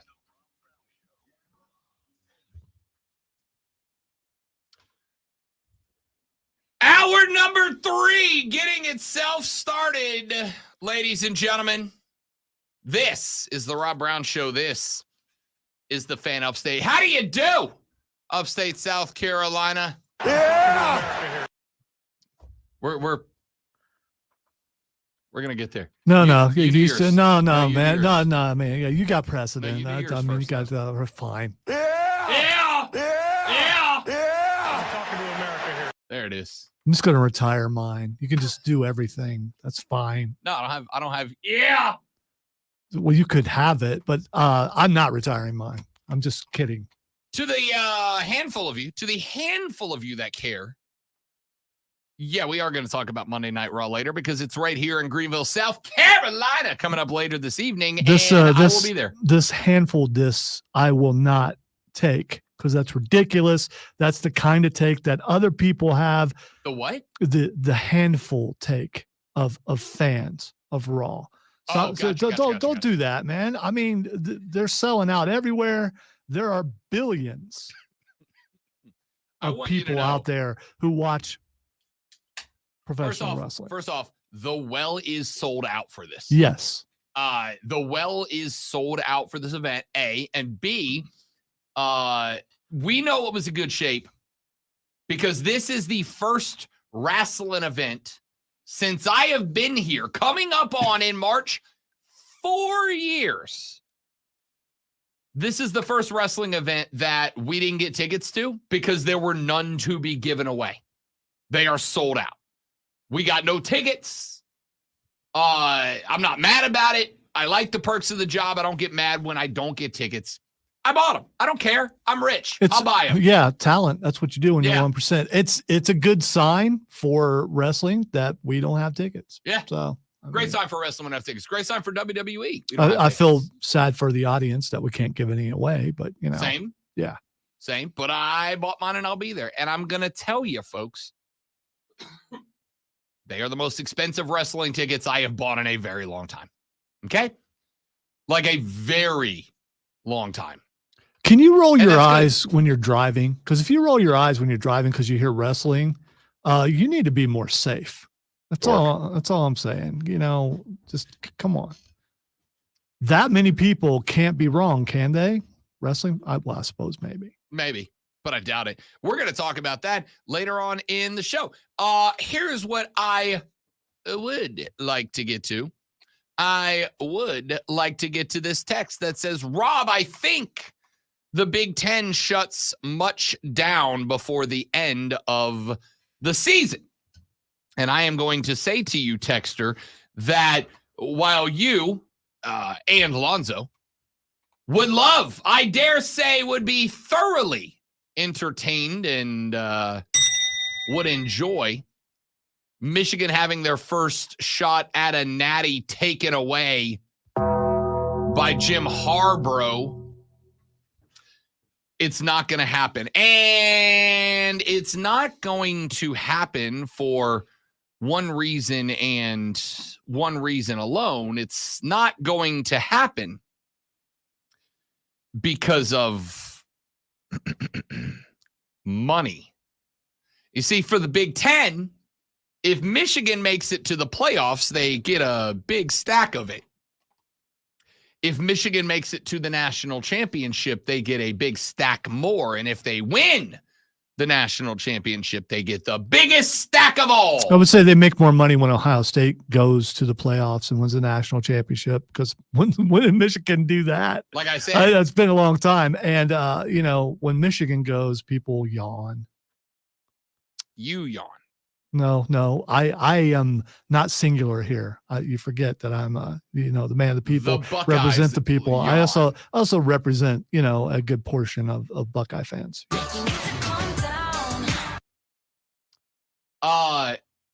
Love them or hate them, people will watch them. So a lot of people to watch them lose because everything's wrestling and every fight's got a heel, right? And especially now, let's go ahead and jump on the wagon here. If they are the Michigan makes heel. it Yeah, to the you're Natty right. now, most people who tune in to watch it will be tuning in to watch it to watch Michigan lose. Uh-oh, you don't have the playbook. What now, Jim? Well, we're going to find out when they play actual. Well, we did when they played actual competition without the TCU kind of. Yeah. Mm-hmm. So love the story about TCU having found out about Michigan stealing playbooks and allegedly tipped off by Ohio State. Correct. Allegedly. Correct. And throwing in some dummy signs that threw off the Wolverines, who then proceeded to not win that game. Get their booties spanked. Correct. So now that they are there and now that there is an issue for Michigan, people will tune in to watch them lose. ... again. They'll tune in to watch them lose again. They'll tune in to watch them catch that smoke from whoever they line up against in week one. Whether they do or don't. One compelling argument. I know. Whether they do or don't, it will be very interesting to see what those numbers look like. Texter said, people yawn. Michigan got blasted last year. Ohio State will win the Natty, and that's coming from a Clemson fan. I'm not Clemson fan. You just became Lonzo's number one Clemson fan. Number 4 Clemson fan.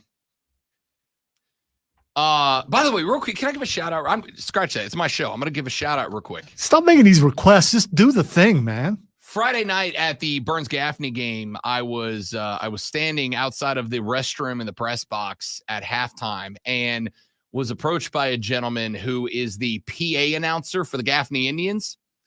And he walked over and he's like, "Hey, fan upstate Greenville." And I said, "Yeah." And he goes, "What's your name, man?" And I said, "I'm Rob Brown." And he goes, "Oh, my wife's a huge fan." I want to say, and I apologize, it was a long time ago, and there have been multiple substances consumed between here and there. Scratch that. There has been a large quantity of one substance consumed. All right. You should just say alcohol. Because, I drank some this there weekend. we go. That's better. Be a little more specific. Yeah. This weekend was an all-football weekend for your boy. Last Sunday, me and the lady friend, we had an NFL bye week. We took it off. We didn't watch football on Sunday. This weekend, I did wall-to-wall on Saturday, wall-to-wall on Sunday. So I consumed a couple of rum and cokes. I want to say his name was Fred. If I got that wrong, I sincerely apologize. But the PA announcer for Gaffney, he said, "My wife listens to you every day, and she loves you." So if you are the better half of the Gaffney Indians PA announcer, hello, and thank you for listening, and you're spectacular, and I appreciate you. Okay, shout out of the way. Though loving. I just want to say I also appreciate you in case you were just tuning in to listen to me and not Rob. So, I mean, because it could be. He did say she loved me. Well, you're standing there. I mean, that's true. It'd be awkward if she was like, "Hey, it's Frank. Thank you, Alex." Alex, I appreciate Alex still talking to me after that game. Well, I'm sure you weren't, rubbing it in or not anything because you wouldn't do that. Not at all. I'm a good guy. Frank G is the PA announcer. Frank, thank you, buddy. And more importantly, thank your wife. What up, Frank's wife?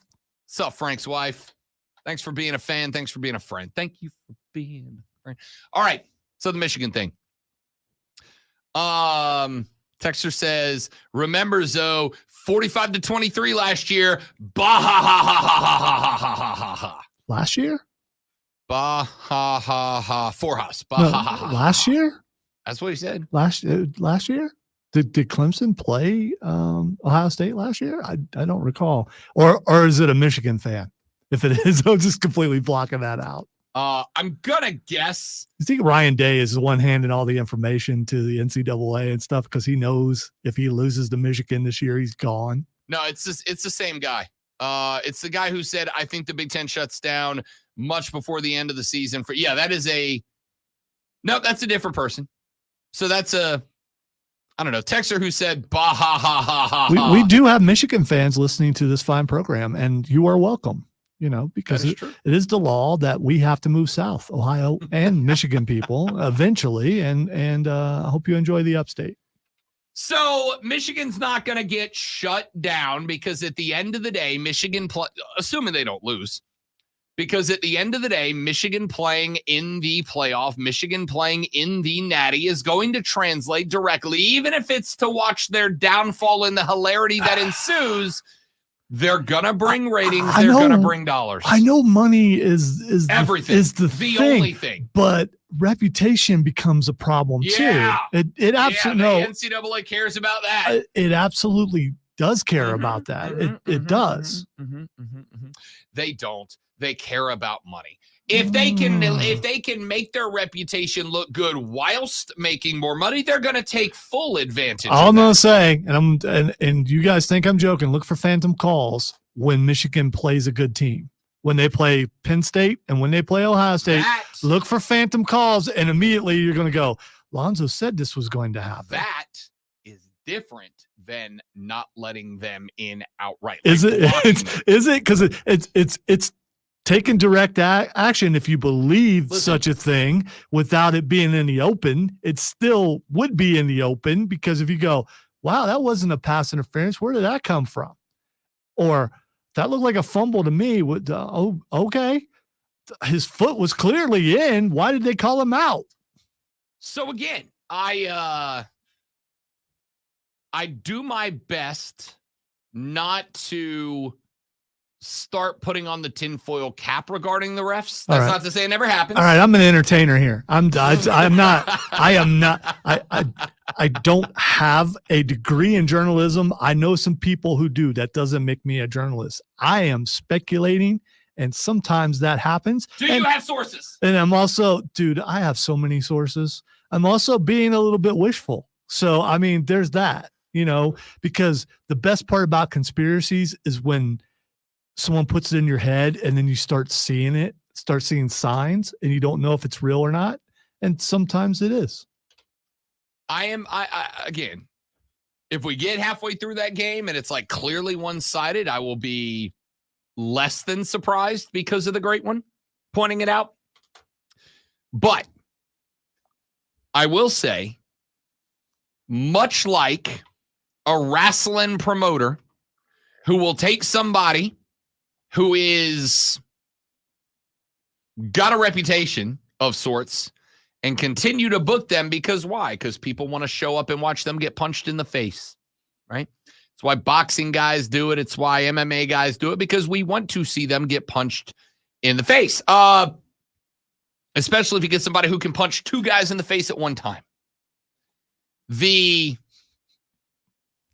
reality, I was a little off there, but I got it. It was amazing. The reality here is Michigan going in as the best fights are the fights where there's a clear good guy and a clear bad guy. And the reality is anybody who lines up against Michigan becomes the clear good guy, and anybody who lines up wearing maize and blue becomes the clear bad guy. So putting them into a playoff game, or not putting them into like doing anything to affect the outcome, but creating a situation where they can go into and they end up going into a playoff game. It, as the kids say, does numbers. It does numbers. And they would. All right, let's take a break. When we come back here in just a minute, there's, it turns out, shockingly, I know, a lot of other teams that played a college football game this weekend. And we shall discuss them next, including you, Oklahoma, including you, South Carolina. We're coming, and we're doing it next. I am Rob. He's the great one. Ladies and gentlemen, this is the Rob Brown Show on the Fan Upstate.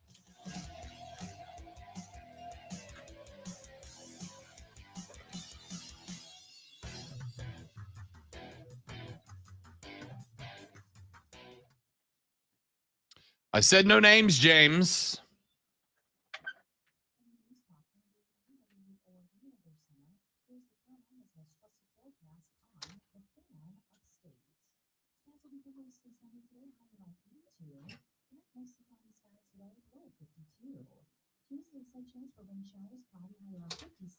All right, give me 30 seconds, guys. I'll be right back.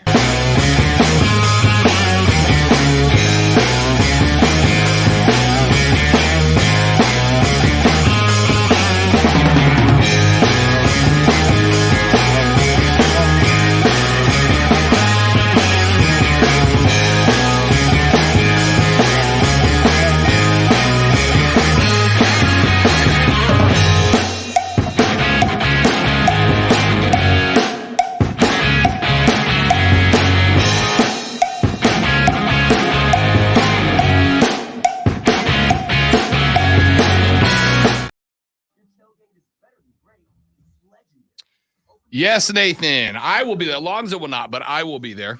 Let me see. I don't even know where I'm sitting. I'm in the lower bowl.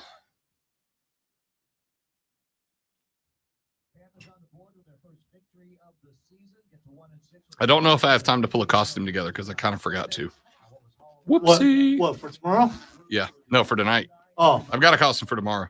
Oh, okay. I was gonna say because if you're not bringing anything, I'm not. No, I got a costume for tomorrow. Because I will be in 112 tonight. Unless reports are wrong, it's going to rain tomorrow. So getting costumes in. Yeah.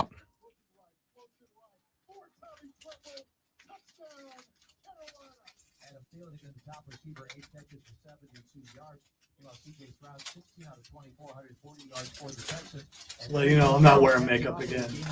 I still haven't gotten it all out of my eyebrows.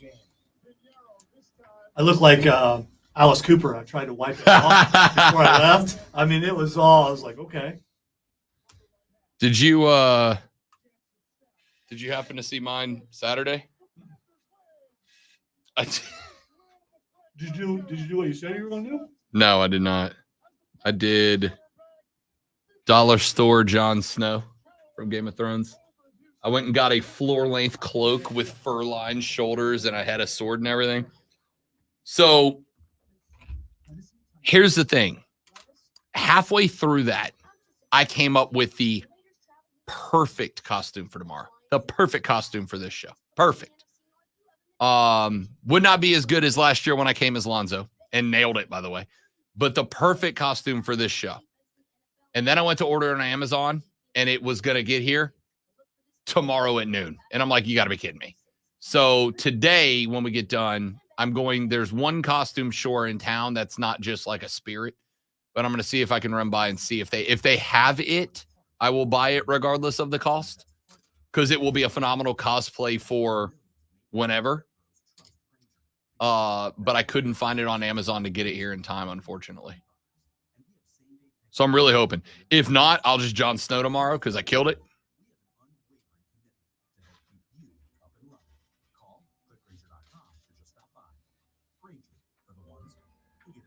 Attention all football fans. Are you ready to experience MVP treatment in banking? Look no further than Founders Federal Credit Union, where personalized service is the winning play. Don't settle for being just another. We went out to eat Saturday. I'm like, we're the village people. I was like, no, we are. We are. We're sitting at the table. I kept doing the. He's like, stop.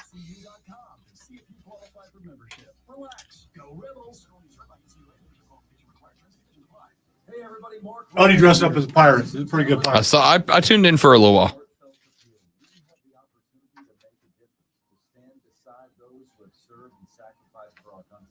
Our good friends at Ingles Markets have teamed up with Upstate Warrior Solution, a nonprofit that has served nearly 9,000 warriors. Oh, man. Whoop, kicking in. Right now, when you shop at Ingles Markets, you can purchase an icon at checkout for just $5, and 100% of the proceeds go directly to Upstate Warrior Solution. Please consider buying an icon or two. Texture says, why don't angry witches ride their brooms? They're afraid they might fly off the handle. Just visit upstatewarriorsolution.org. Thank you, my friends, for helping us make a difference in the lives of our bravest and their families right here in the upstate. And remember that website. It's upstatewarriorsolution.org. So I have been in the operating room most of my career watching people. Texture said, "Oh no, I'm a Clemson fan. I just hate Ohio State." Bah ha ha ha ha. Okay, that checks out. Keegan said, "Amelia Island, nice. Jacksonville, gross." Yes, Keegan. Yeah. Are you surprised? Do you think I have been making it up and stayed on a vendetta against that city for 4 years for no reason? No, you're not prone to exaggeration at all. Lonzo, 4 years I have been calling it the butthole of America. No.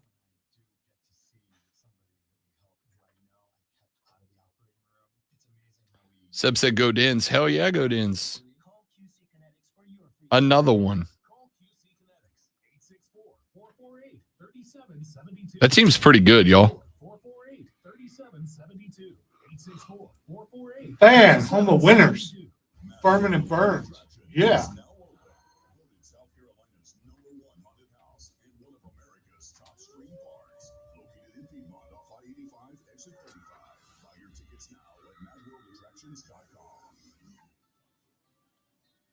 Hey everyone, this is Richard Deitch, and I host the sports media of the Richard Deitch Podcast. What can you expect from this podcast? Well, each week I'll have interviews, in-depth conversations with the people who bring you the sports you love, as well as roundtables with sports media reporters about television, digital, audio, radio, print, and other forms on the internet. If you are interested in sports broadcasting and how you watch, listen, and read about the games you love, listen on the Odyssey app or wherever you get your podcast. Today, sunny with a low of 62, high 83. Weather brought to you by Barbasol Shaving Cream. Choose Barbasol Shaving Cream. I'm getting targeted for wonderful ads with a guy who is selling a George Costanza School of Hitting baseball shirt and is a Seinfeld fan. Yes, please. It's simple physics. JeffMartinAuctioneers.com. Experience the difference. License 4283. Hey, football fans, this is Cole Bryson. Are you ready for the ultimate adrenaline-packed high school football experience? Tune into the Fan Upstate every Saturday morning from 8 to 10 for the Saturday Morning Scramble. You'll get the latest scores, insight, and exclusive interviews with star athletes and coaches. Plus, I'll be broadcasting live from your local Ingles Market all season. The Saturday Morning Scramble only on the Fan Upstate, 97.7 FM Greenville, 97.1 FM Spartanburg, and on your phone on the Odyssey app. Powered by Founders Federal Credit Union. Your guide to the gridiron. The maestro of the matchups and the keeper of all things cool in the sports world.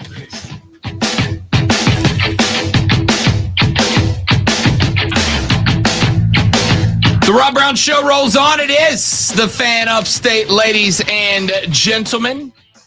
Rob Brown and the Great One with you. Let's talk a little college football, shall we?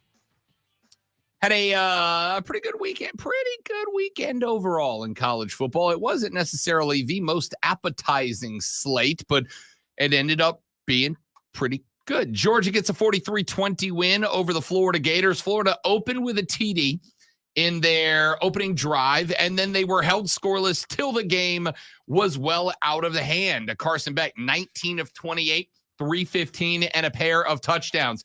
96 on the ground for Dejon Edwards for Georgia, 15 carries and a pair of touchdowns. Kendall Milton had 13 for 55 and a touch as well. Georgia ran the ball for 171 yards on the day. Florida gave up 32 yards via sack. 25 carries, 109 on the team. 82 of them came from Johnson Jr. Surprisingly, Trevor Etienne did not get the bulk of the carries in this, which I didn't understand. He took some shots early in the game, but it's like the deeper they went into it, the more they started getting away from him, which I can't understand. Ricky Pearsall, six grabs for 99 for the Gators, but it was Ladd McConkey that had himself a day for the Dogs. 6 grabs, 135 yards, and a 54-yard touchdown for Ladd McConkey, who it's like after the first or second 17, 20, 23-yard catch, like maybe, I don't know, maybe put somebody on that guy. That would take in-game adjustments. Florida doesn't do that. Oh, my goodness. It was ugly, man. Now, my question for y'all here is this. Is this a reflection more, Lonzo, of Georgia is good, Florida is bad, or a combination of the two? I think it's a combination of the two. I also think that Georgia has heard the people saying that they haven't been very impressive with their victories, and they also know what's coming up tomorrow. And whether they say the look of margin of victory matters, it does in a case when Florida supposedly was coming on, and it looks like a bigger victory for Georgia by putting up that many points.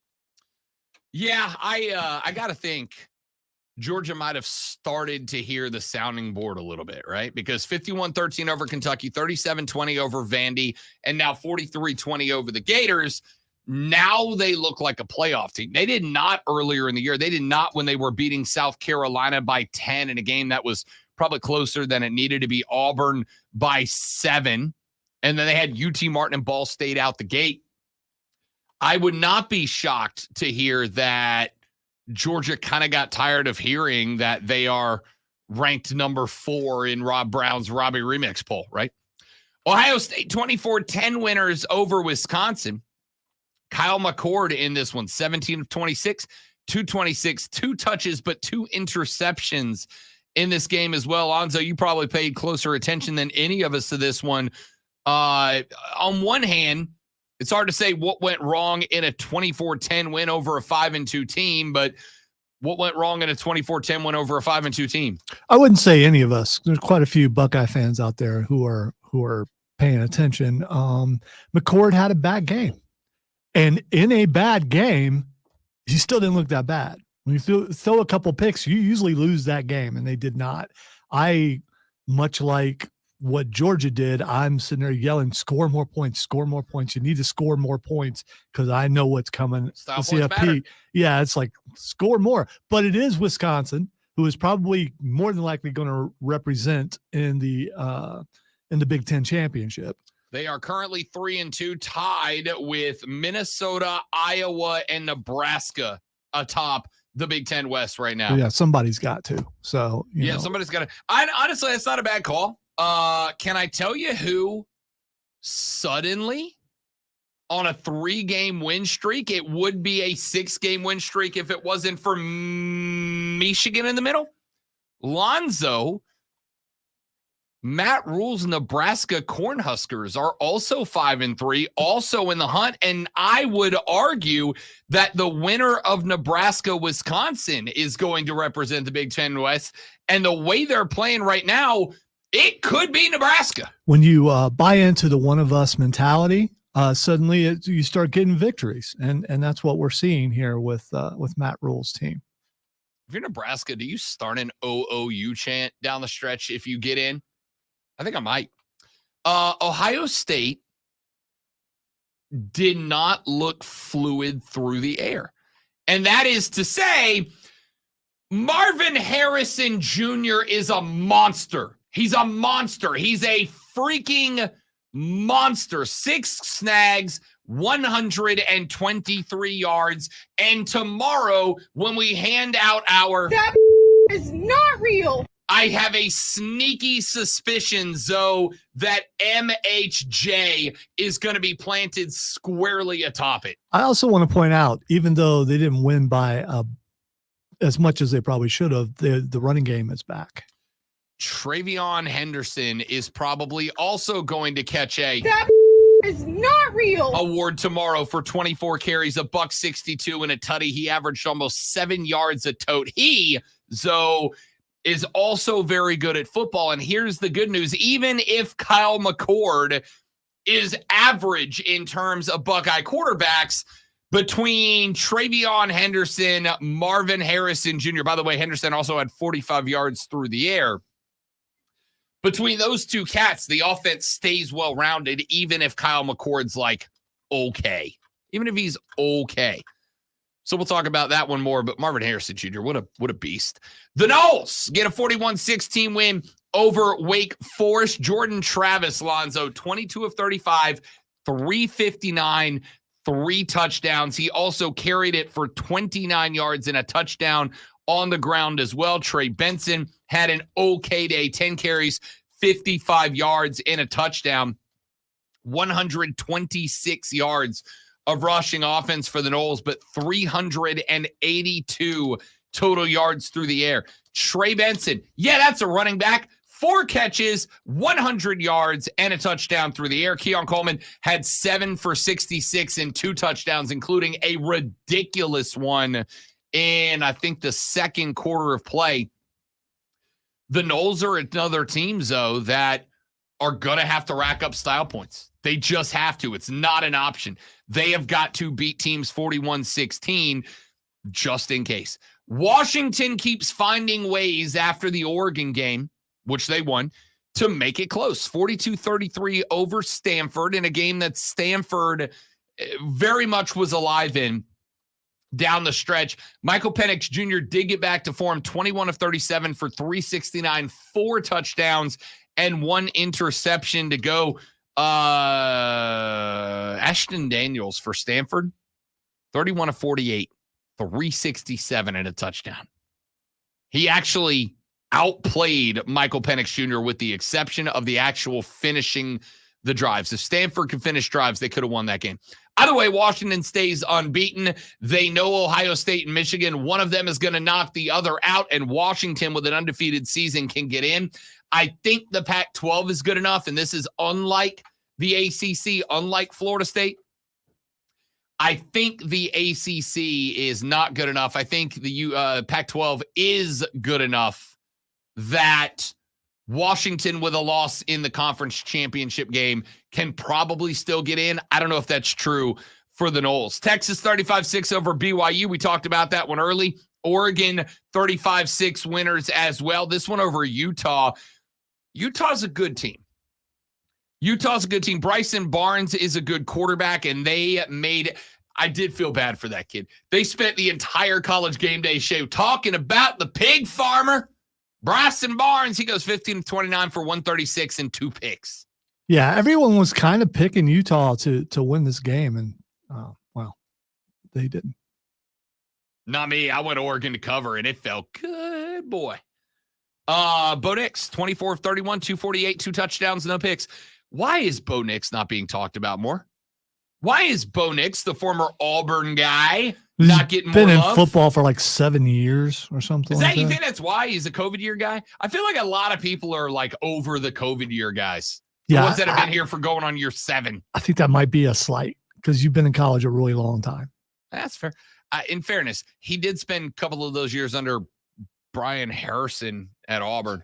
Yeah, but I don't know if that's it, but that doesn't count. It wouldn't shock me if that doesn't factor in, because immediately you said his name. I'm like, yeah, that dude has been there for. I mean, he hasn't been in Oregon that long. He should have his doctorate somewhere by now.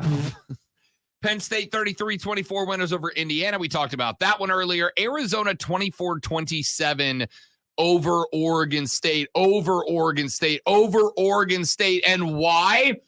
Can you grab me clip number 1 if you don't mind, and then we'll take a break because we got John Blau coming up in the next segment. Ladies and gentlemen, there are 3 seconds left on the clock in the first half of the game between Oregon State and Arizona. The Oregon State Beavers have the football. They send on the field goal unit with an opportunity to take a lead, and this happens. Snap's good, hold, and it's a fake!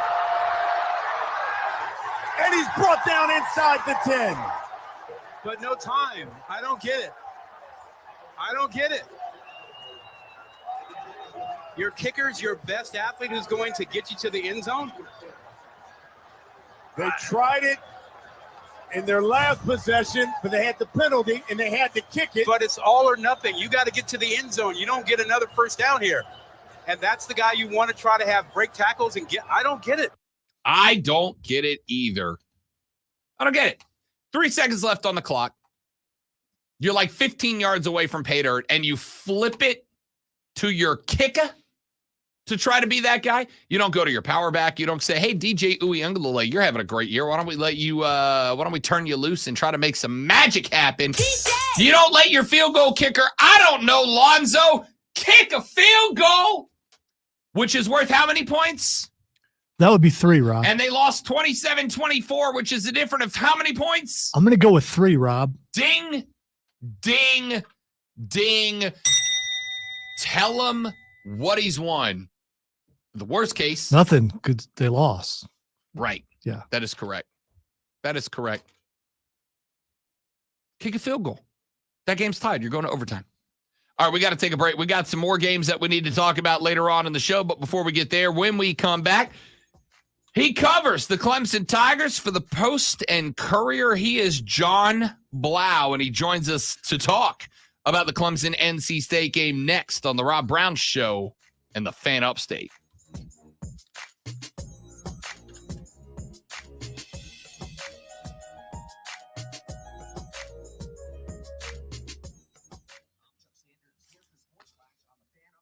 All right, guys, we're going to step away while we get John lined up. We will be back in just a couple of minutes. Don't go nowhere.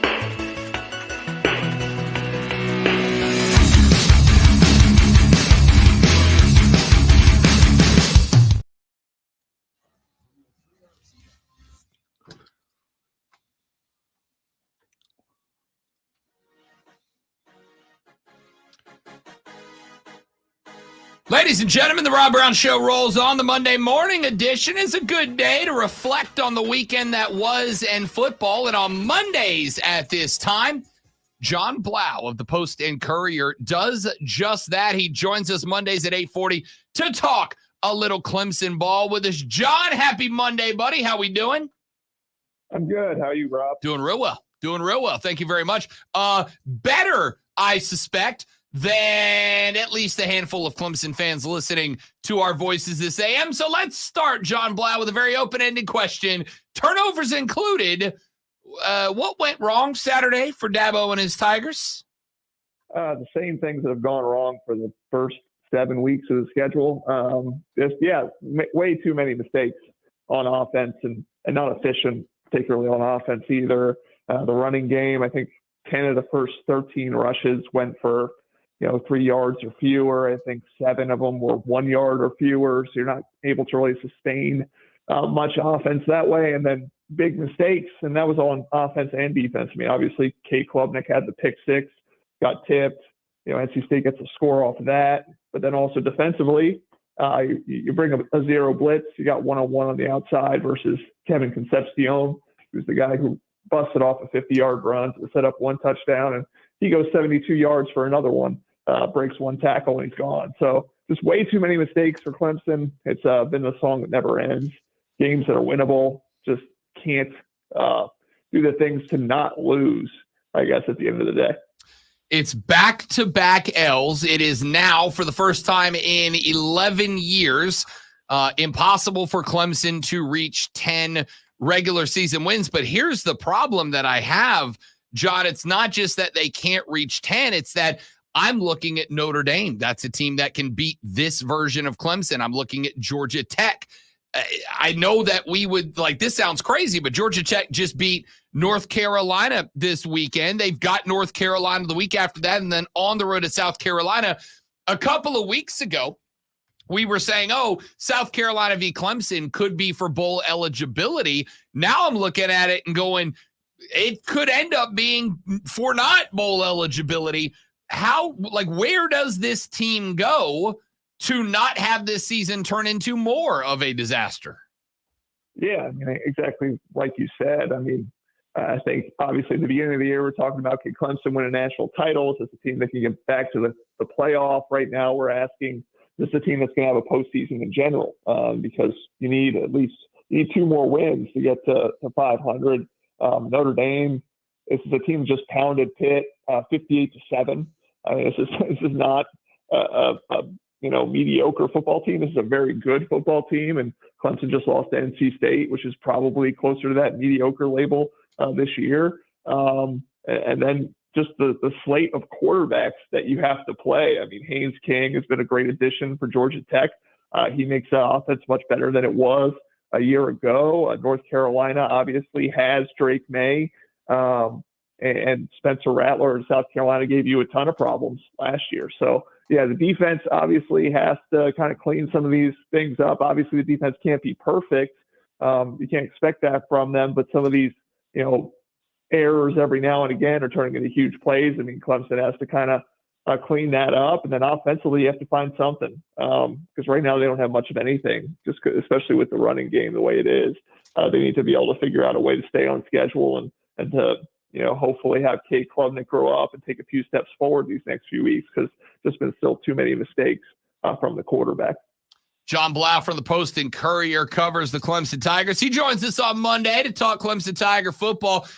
We've talked much about the defense for Clemson, and I've made the argument a couple of times that when they are pressed into service, John, 2-3 extra drives per game, it checks out that not only would they be losing stamina in a game, they would be doing it week after week. And it kind of gets the defense, I think, to a point where you're asking more than they're capable out of. And it's not that they're not very capable, because we know that they are. We've seen it in spots. But when they're being pressed into extra duty 2 or 3 times per game, you're wearing out the strength. You can't rely on them as much anymore. I know it's kind of easy to sit back and go, hey, turnovers are killing Clemson, but we've seen the spots, all right? We've seen the big receivers. We have seen Phil Maffa this weekend have a decent weekend. Like, we have seen the talent shine. To me, I hate to say it, but you mentioned the same mistakes. Like, turnovers have got to be number one on that list. Yeah, I mean, and also talking about the defense, I mean, they need to generate a few more turnovers themselves. I mean, they really haven't been able to help their offense in terms of spotting them some better field position or kind of flipping the momentum a little bit. And I mean, again, going back to the point about the defense, I think 44 out of the 46 plays against NC State, I think NC State averaged about 1.8 yards per play. I mean, they're basically playing as well as they can, but keeping them on the field like they have, you're giving the opposing offense more opportunities to make plays, and they make a couple big ones again with that 50-yarder for Concepcion and the 72-yarder. So yeah, you don't want to put too much pressure in your defense. You don't want to, like you said, put them in situations where maybe they're pressing a little or kind of lost their breath a little towards the end of the game. But yeah, Clemson has to stop offensively turning over the ball, putting your defense back on the field and putting them in tough situations. And I would say B, the defense for Clemson needs to find a way to kind of impact the game a little bit more in terms of maybe forcing some turnovers and helping their offense out. John Blau joining us here on the Rob Brown Show and the Fan Upstate, talking a little Clemson football. So we talked a little bit about this Notre Dame game earlier in the show, and I'll ask you, John, it kind of blew my mind a little bit when the line dropped. I mean, I know Notre Dame's got a couple of losses, but both of them the top 25 teams. Notre Dame opens as a 3-point favorite over Clemson. Now, this is in Clemson, so if you follow the standard thinking, 3 points for being at the house means that they believe Notre Dame a touchdown better than Clemson, but a 3-point line just seems off to me. Is there something that we are not seeing, that I'm not seeing out of Clemson, that keeps this line this close? I think it's just, I mean, it was the same thing, the same thought I had going into NC State, that eventually Clemson's going to get this thing turned around. I mean, it's, you just think, and probably Vegas thinks, this is just not Clemson at the end of the day, and the thing has to break back the other way. I mean, we did see the Florida State game that Clemson played, but obviously at home, they played a pretty good team, probably about the level of Notre Dame, maybe even a little bit better. And played them to a double overtime game, a game they could have won. You see the potential in Clemson. You know that they can play a game of that caliber. It's just, yeah, I think, like you said, I think it is surprising just the way they have played back-to-back losses to teams that, are probably the middle of the pack in the ACC, not, top of the line, not Florida State caliber, not Notre Dame caliber. But it's got to be A, that they're at home, and B, you think that eventually things won't keep going against Clemson. They'll play a cleaner game. They'll play a better game. They lost to Notre Dame last year. They're obviously motivated. But yeah, in terms of what we're missing, in terms of what's happened on the field, in terms of that line, I don't think we're missing anything. It is what it is.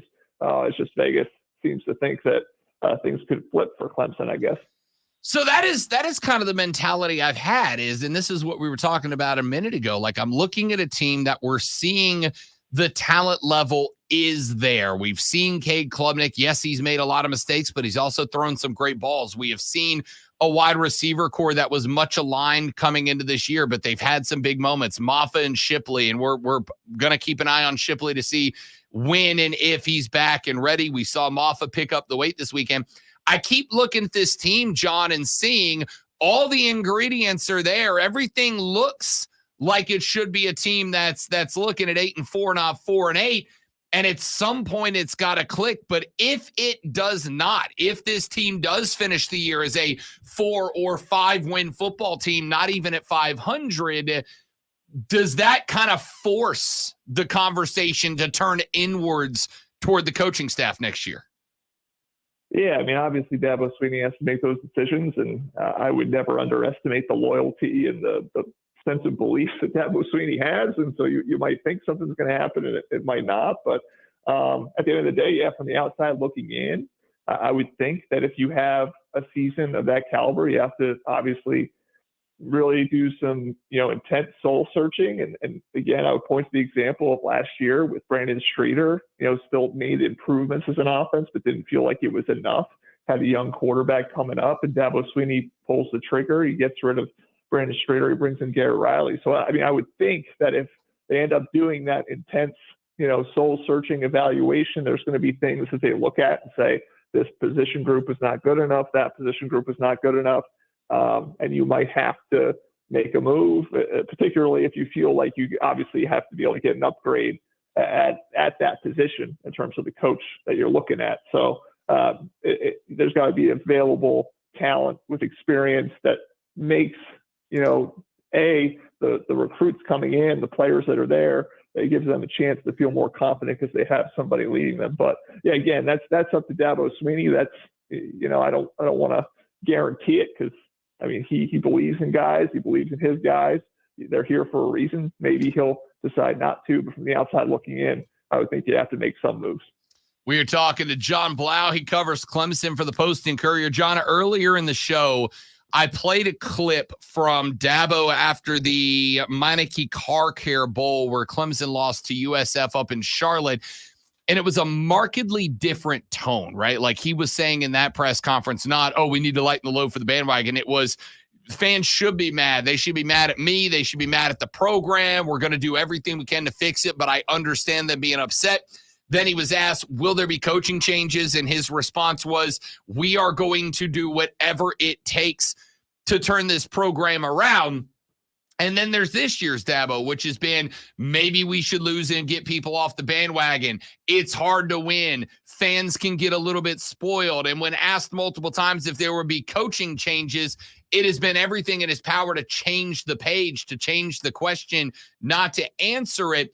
To me, there feels like over the past 11 years, there has been a obvious change in attitude. Do you think that not just falling, not just struggling, but falling this far this quickly will be the motivating factor to maybe bring back that 2010 attitude of Dabo Swinney? Yeah, and obviously 2010 is a much different place. I mean, they had rose to this level yet. I think part of that, from Dabo's perspective, is he wishes he would get a little bit more credit for what he's done.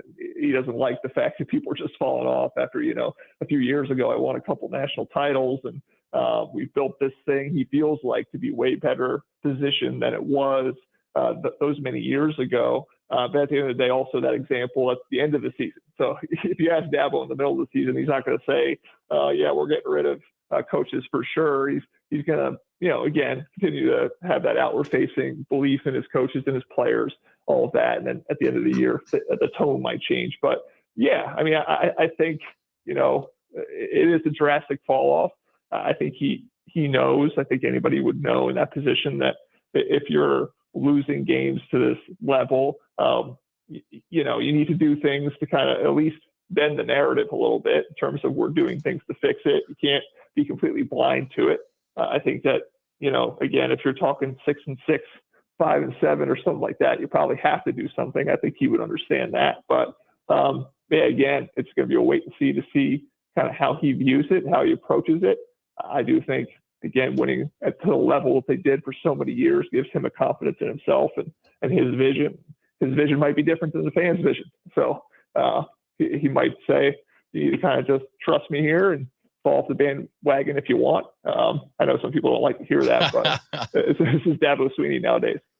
John Blau covers the Clemson Tigers for the Post and Courier. Of course, you can check him out on Twitter at Twitter handle at John_Blau, BLAU. John, my man, great to talk to you on a Monday. I know this week's going to be very intriguing with some tough questions to be answered on campus. So I wish you the best of luck, sir. I appreciate it. Thanks, Rob. You got it, man. John Blau from the Post and Courier. Again, John, JON_BLAU on Twitter. And I have no doubt that his Twitter account is going to be a must follow for Tiger fans this week after the responses to what happened at NC State. Lonzo is a must follow for the next 60 seconds of this Rob Brown Show Sports Flash. All right. Yeah, that counts as one. All right. Bryce Young and the Carolina Panthers finally got a victory yesterday with a 15-13 win over fellow rookie C.J. Stroud and his Texans. Bryce Young threw for 235 yards and a touchdown, going 21 for 31. Titans rookie quarterback Will Levis had himself a debut yesterday, starting in the place of injured Ryan Tannehill. Levis went 19 of 29 for 238 yards and 4 touchdowns, including 3 to DeAndre Hopkins, leading Tennessee to a 28-23 win over Atlanta. The AP Top 25 is out, and it's led once again by Georgia, who received 48 of 63 first-place votes. Michigan holds the second spot, with Ohio State and Florida State finishing out the playoff spots. Tune in tonight at 7:30 for Monday Night Football as the Raiders take on the Lions on your home for the NFL, The Fan, upstate.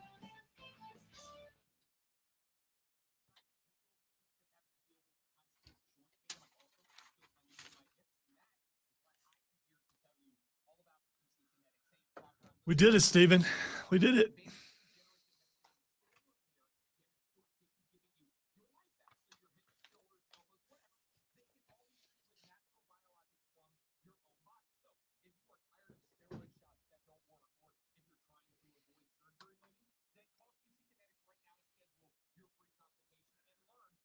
Not a pro, but every once in a while, I pretend to be one. Oh, yeah, I got other stuff I got to do. Hello.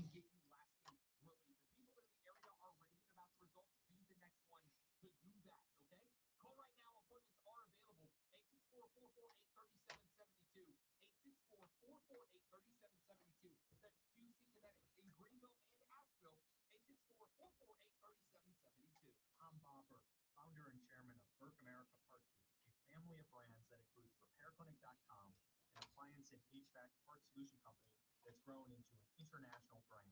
Before AmericanEagle.com, we partially launched a new technology platform developed by another firm. American Eagle helped take our technology to a whole new level with digital marketing, software development, and business insights into our key markets, appliances, HVAC, and outdoor power equipment, and did so both on time and on budget. AmericanEagle.com has the resources, experience, and talent needed to produce solutions. Our new technology platform, developed by AmericanEagle.com, has produced tremendous results with higher traffic, conversion, engagement, and online revenue. If you have any home repairs you need to take care of, check us out at repairclinic.com. If you need a world-class website or technology project, then I would highly recommend AmericanEagle.com. Call AmericanEagle.com at 773. No WWE people this week, Trey. Sorry. I wish we could have had some. But next chance we get, we will. I think Rob and I both have previewed what we're wearing tomorrow on other shows, Jacob. So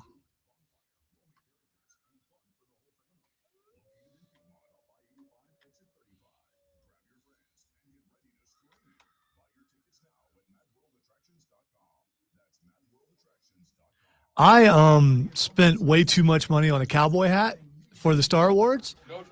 So I'm never really going to wear it anywhere else. So the few opportunities I have to wear it at work justifies how much I paid for it. So if I wear it tomorrow, we're somewhere around $23 per show. And if I can just, wear it a couple more times, I can justify having bought it. Because I am cheap. I don't like spending money.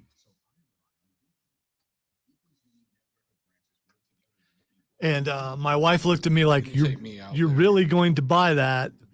You're never going to wear it. So I'm also proving her wrong by wearing it a couple of times.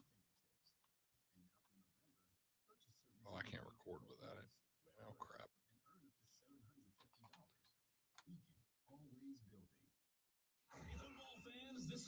And I think you can be a cowboy and not like country music. All right, Q, if you don't mind. It is in Q. It was in Q. I took it out. I mean, Oh, I had it muted. What an idiot. Yeah, I mean, I'm on it. I don't know what you're doing. I'm just dumb. I don't hear anything, though. Am I supposed to be hearing something? Run out of time to hear whatever it is. There we go. You're right. You're right. Okay. You good? Can I turn it back up? Or okay.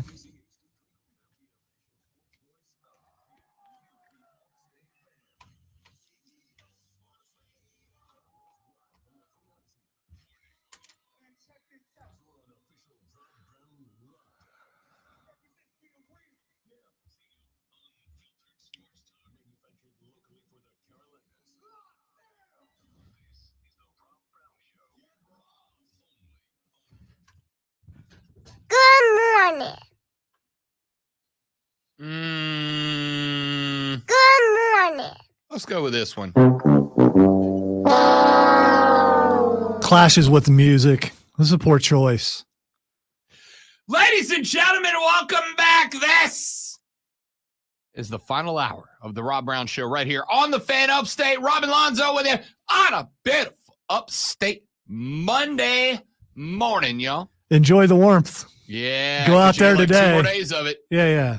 Supposedly rain tomorrow. Then after that, it gets cold. I am looking at the forecast right now, and today, 83 with a high of 52. Tomorrow, 56 with a high of 32. Wednesday, 53 with a high over the low, of 29. And Thursday, 56 with a low of 32. Good news is, by the weekend, we'll be cooking right back up in the upper 40s. Football weather, man. Yeah, boy. There you go. Nothing I love more than the sting of a frozen football. But all you get to do is do play-by-play. I mean, you don't actually have to touch the football. Thankfully. So, I'm too old for that, bro. And by the way, you can hear Rob do play-by-play for the Burns Rebels this Friday, 7 p.m., Dorman Cavaliers. Burns wins the region. They go to Gaffney. They get that dub. And that means they will host, should they continue to win, the first 3 playoff games of the year. And by the way, let me be very clear here. Gaffney played a hell of a football game. Hell of a football game. Burns had Lonzo in the first first half of a game, 5 turnovers. They took the ball away 5 times, and yet that game came down to the final 2 minutes. So they didn't capitalize on the turnovers? Gaffney played some really good defense, possibly? Gaffney played some good defense. On the opening drive, on the opening play, Gaffney fumbled. Burns picked it up inside the 15. They could not score. They ended up getting picked off at the line. On the third drive, Gaffney fumbled again inside the 15. Burns turned it into a field goal. First 2 turnovers, they ended up with 3 points. And then, if I recall correctly, and it has been a few hours, they did get their first touchdown off of a turnover. There were 20-something seconds left in the first half. James Oates picked it up, took it inside the 5, and then Zylandrum ended up running it in for a touchdown. So 5 turnovers. I think they ended up with 10 points directly off a turnover. And then in the second half, Gaffney got, I think, 3 of them back, scored, made it a 1-score game. And the Burns folks were shaking just a little bit. But Burns finishes it off. They get the dub. They are your region champs. Gaffney gets the 2 seed, and Burns will host, speaking of the regional rival Dorman coming up on Friday night. This one will be at Nixon Field. The next 3 will be at Nixon if Burns continues to win.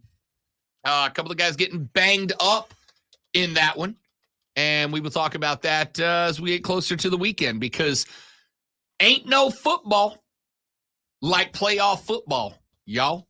Looking forward to it.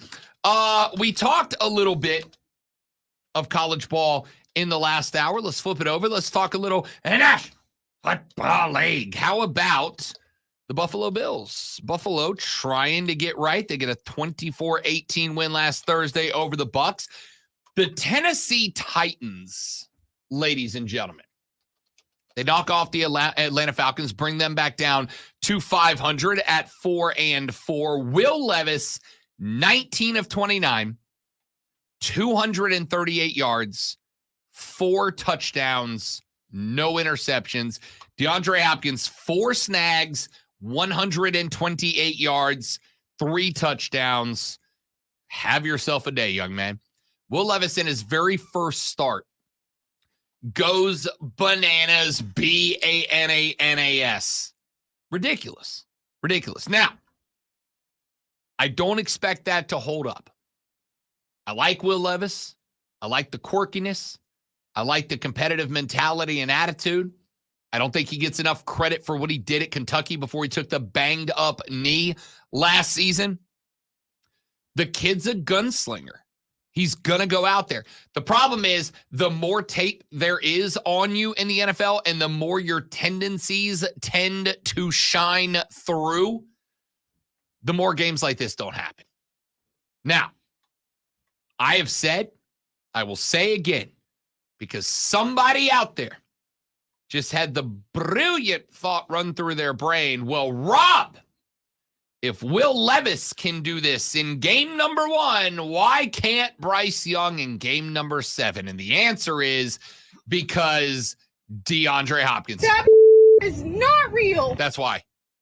BY had a D-Hop. He could do the same thing. This is why when D-Hop was on the market this offseason, I sat in this chair and said into this microphone in this show, Carolina, get this guy. I know it's going to cost you a lot. I know it's going to have to come off. I know that you are going to have to convince him to come here because he doesn't want to play with a rookie quarterback, but convince him.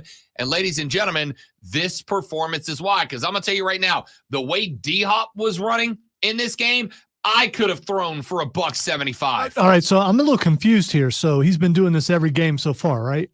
This is Will Levis's first game. No, Hopkins. Hopkins has been correct. Been tearing it up. Every single game has had multiple receptions for touchdowns and just an amazing talent to watch with Ryan Tannehill. This right? is his second 120-plus yard game.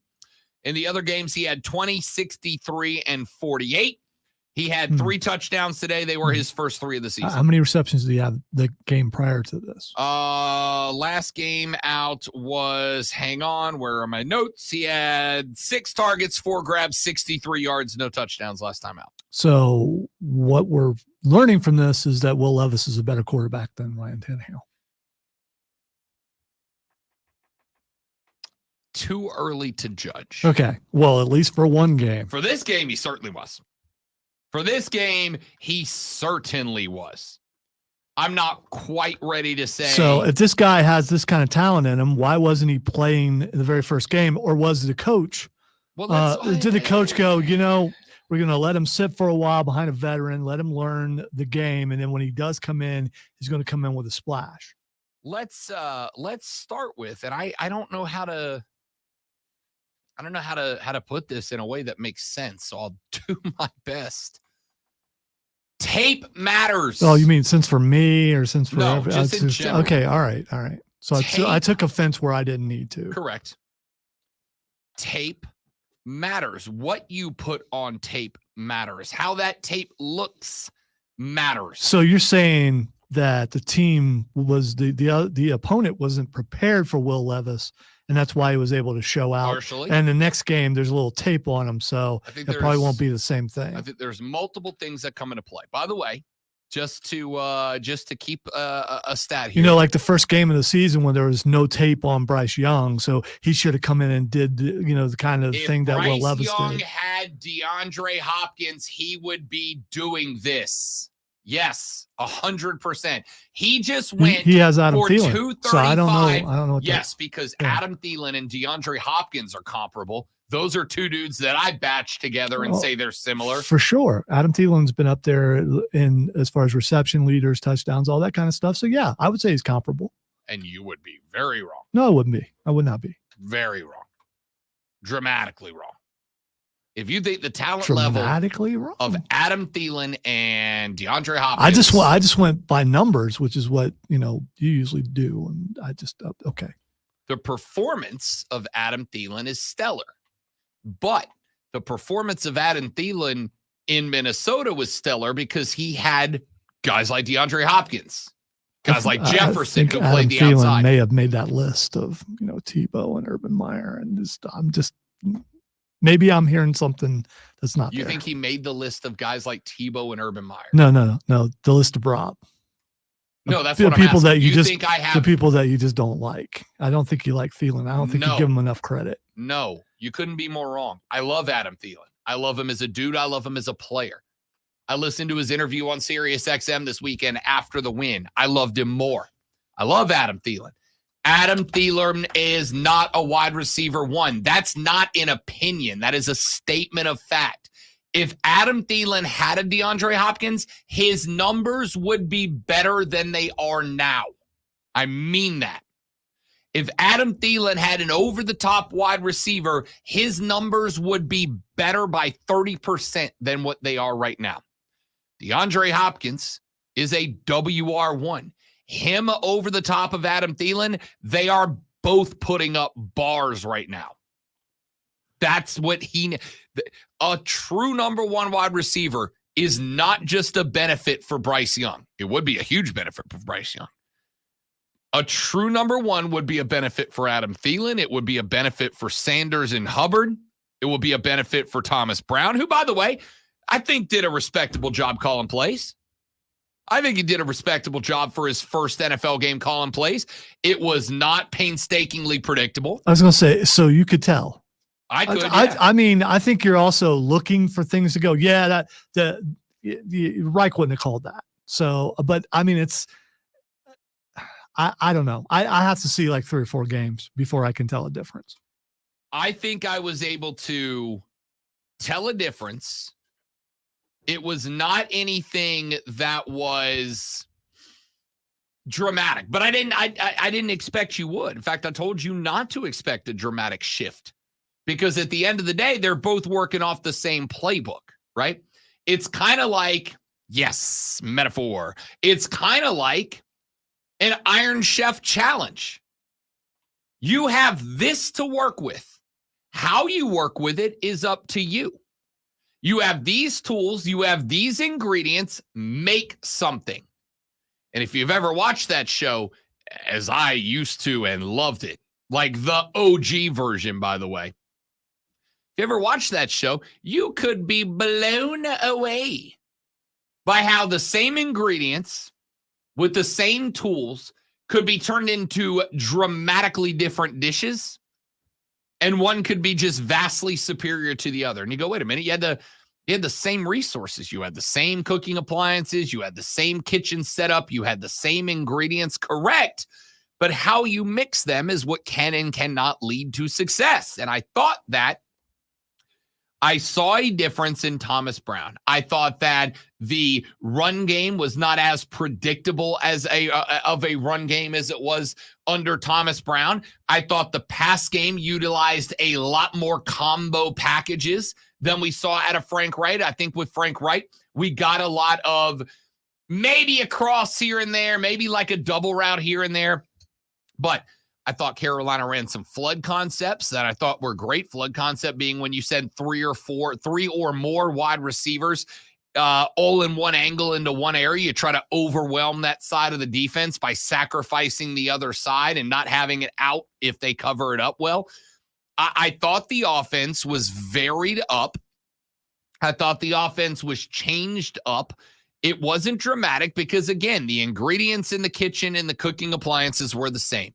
But I thought Thomas Brown went in there and did enough differently that it did not ever feel predictable. It did not ever feel like you had your back against the wall and were just running headfirst into it over and over. I felt that there was enough of a discrepancy between last week's offense, well, the week before the bye's offense and this week, that to me, I felt the difference. As a bona fide knower of the ball, I felt the difference. Now, I will say again, I've said it a few times and I stand on it. That play calling from Sunday, with that effort from Adam Thielen, with a true number one wide receiver up top, you're winning 4, 5, 6 more games this year. I mean it. The trade deadline is tomorrow. The trade deadline's tomorrow. I think 4 p.m. is when you got to have them locked in. I don't know that there are going to be any wide receivers available. I don't know that there are going to be any, let me rephrase that. I don't know if there are going to be number one wide receivers available. The only one that I think could end up getting sent out is Davante Adams, and realistically, you're not going to have the resources to put into a rental for Davante Adams for a season that is not a playoff season, which it's not. But if there is a number one available receiver out there, if you make every call, right? I'm going to need Fitty on the phone to every NFL team. Hey, are you looking to move your number one or a guy that can be a number one? If you can go find that and stick him into the offense that I saw out of the Cats yesterday, you're going to be in real good shape. Real good shape. BY is still delivering to an offense that has the least separation of any wide receiver core in America. And that is because they do not have a number one to manipulate the defense with. The manipulation of defensive positioning is as important as blocking. I mean that. The ability to shift the defense. Tyreek Hill is the perfect example. Tyreek Hill runs a 9 route on every ball. Why? Because even if you send 2 with him, there's a decent chance he's just going to outrun whatever 2 you send with him. And if he doesn't outrun them, he is pulling them vertically. He is making it to where the gaps in the coverage. Yeah, I don't know why I did it like that, but whatever. He is a magnet for the defense. You have to shift guys to where Tyreek Hill is. And when you do that, you stretch the zone in other places. Now, all of a sudden, the cornerback on the backside, now all of a sudden he's got to add another 6-7 yards into his zone coverage area, a spot where Adam Thielen can sit down in.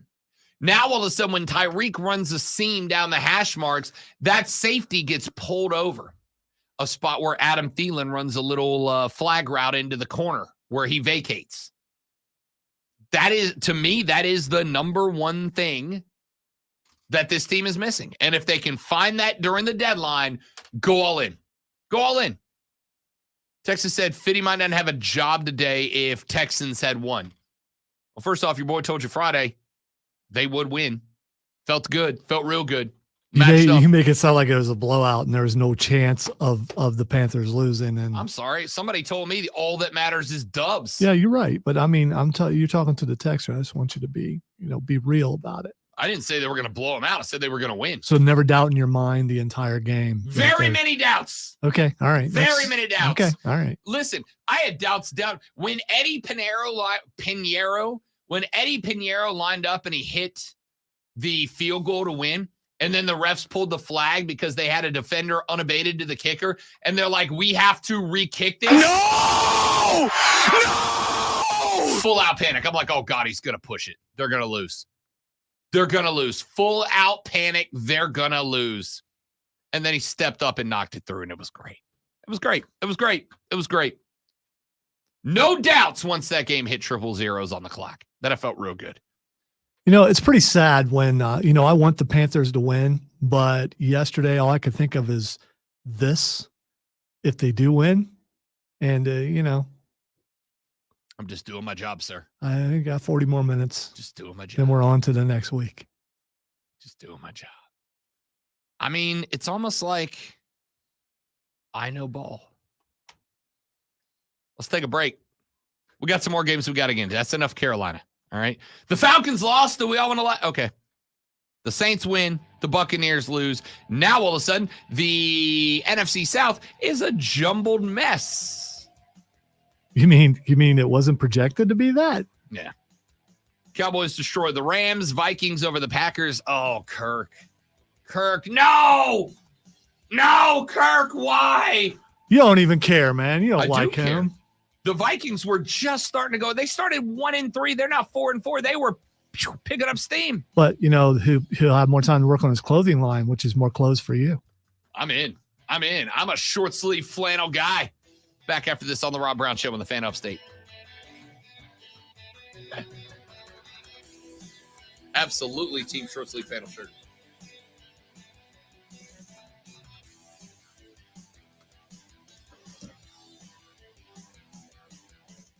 By the way, Jacob, I am a CJ Stroud fan.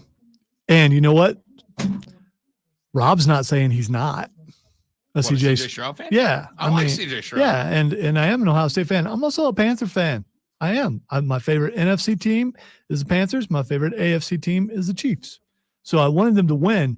But at the same time, there's a price of victory having to deal with that. but I brought that on myself. So, you know, and I've had to deal with worse. So there's that also. I mean, you know, the other option is just listen to me because I know ball. Well, there's that.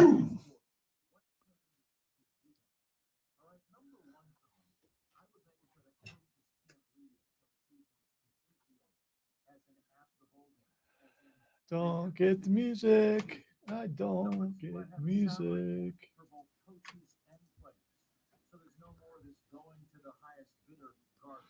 Leaning on that Casio. Leaning on the Casio. There's no more exception. You're going to transfer, you're going to go to the highest bidder, well, you're going to wait a year. If you're going to transfer twice, you're going to wait 2 years. All right? Well, I'm putting an end to all this go to the highest bidder nonsense. I think it's really. Play the next chord. Play the next chord.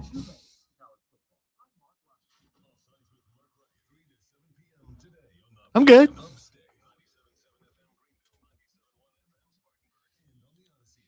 People want to tell you how to be a fan. Don't let them do that. I'm a fan of 2 college teams, of the Gamecocks and of Ohio State. I did a Gamecock show for 14 years. I don't think you can do a show about a team and not be a fan of that team. I'm also anti-Clemson, which will push you towards being a Gamecock fan. So, and it is the law that you got to pick a team when you move here. And I've been here for 26 years. So nearly half my life.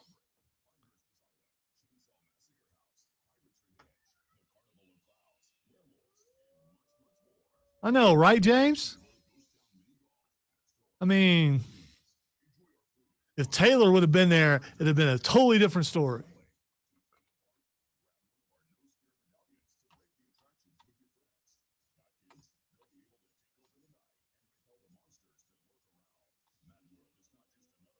And all the people were saying that, you know, the Taylor and Kelsey thing is fake. Really? If it's so fake, why does he play better when she's there? I mean, do you show off for your fake girlfriend? No.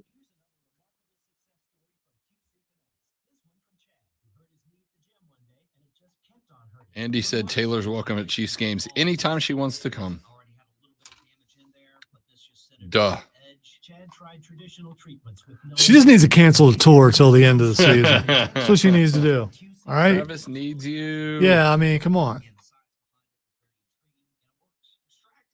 You're letting your Swifties, the new football fans, down. They want their team to win, and you've got to be there to make sure it happens. Damaged tissue in your hips, shoulders, back, and knees, providing long-lasting relief. Now I'm back at the gym. I'm 100%, feeling great. If you're tired of suffering with pain from arthritis or injury, call QC Kinetics now for a free consultation. Call QC Kinetics, 864-448-3772. That's 864-448-3772. Rob Brown Show, what do you want to talk about? 864-448-3772. We all hear the radio ads about the IRS. They tell you to be afraid, to be scared. All right, and hang on, they're Kim. frighten you into calling. I'm not here to do that. Kev. Tax Relief Advocates is different. TRA is here to tell you that if Going you ham have at money 6 a.m., Kev? Yes. Okay. 50,000 or 500,000, we have a solution. It doesn't matter if you're sitting in your car, at work, or with your kids. No matter where you are, call now. 800-575-6986. Don't lose hope. TRA can eliminate or reduce what you owe to the IRS. It is the NFL, and even a bad team can beat a good team on any given Sunday. I know it's cliche, but it's true. It's the NFL, baby. That's why there's no undefeated teams anymore. I mean, look at the 49ers. We all thought, even some of you may say you didn't think, we all thought San Francisco is a team to beat this year. I tell you, I'm kind of losing faith in Brock Purdy. But the question is, who is the team? I mean, who's the team in the NFL? And do you guys who wanted parity, do you really like it? Philly's the best. Are they? I think you got to say Philly. Can't say So Kansas City you're right saying Philly won convincingly against, what was it, Washington yesterday? now. I mean, Because that was, I think Washington had the lead for a yeah, while. but if we're going on the bad teams can beat good teams, the fact that they won that game, they That's did true. very I easily mean, lost. you could go with Philly. I don't know who else to go with. I mean, it can't. Well, I'm gonna say. Is it Dallas? I'm gonna say San Francisco when they're healthy. That's a different game with Debo playing. Yeah. I think you could still say San Francisco, but while they're healthy, because they haven't been healthy in a few weeks. Adrenaline-packed high school football experience. Tune into the Fan Upstate every Saturday morning from 8 to 10 for the Saturday morning. Is it wrong that I really have a hard time remembering how to spell Michigan? Or is it like this? Is it an internal block? I don't know. Is that supposed to be an E or an I? I kind of want to spell it wrong on purpose, but.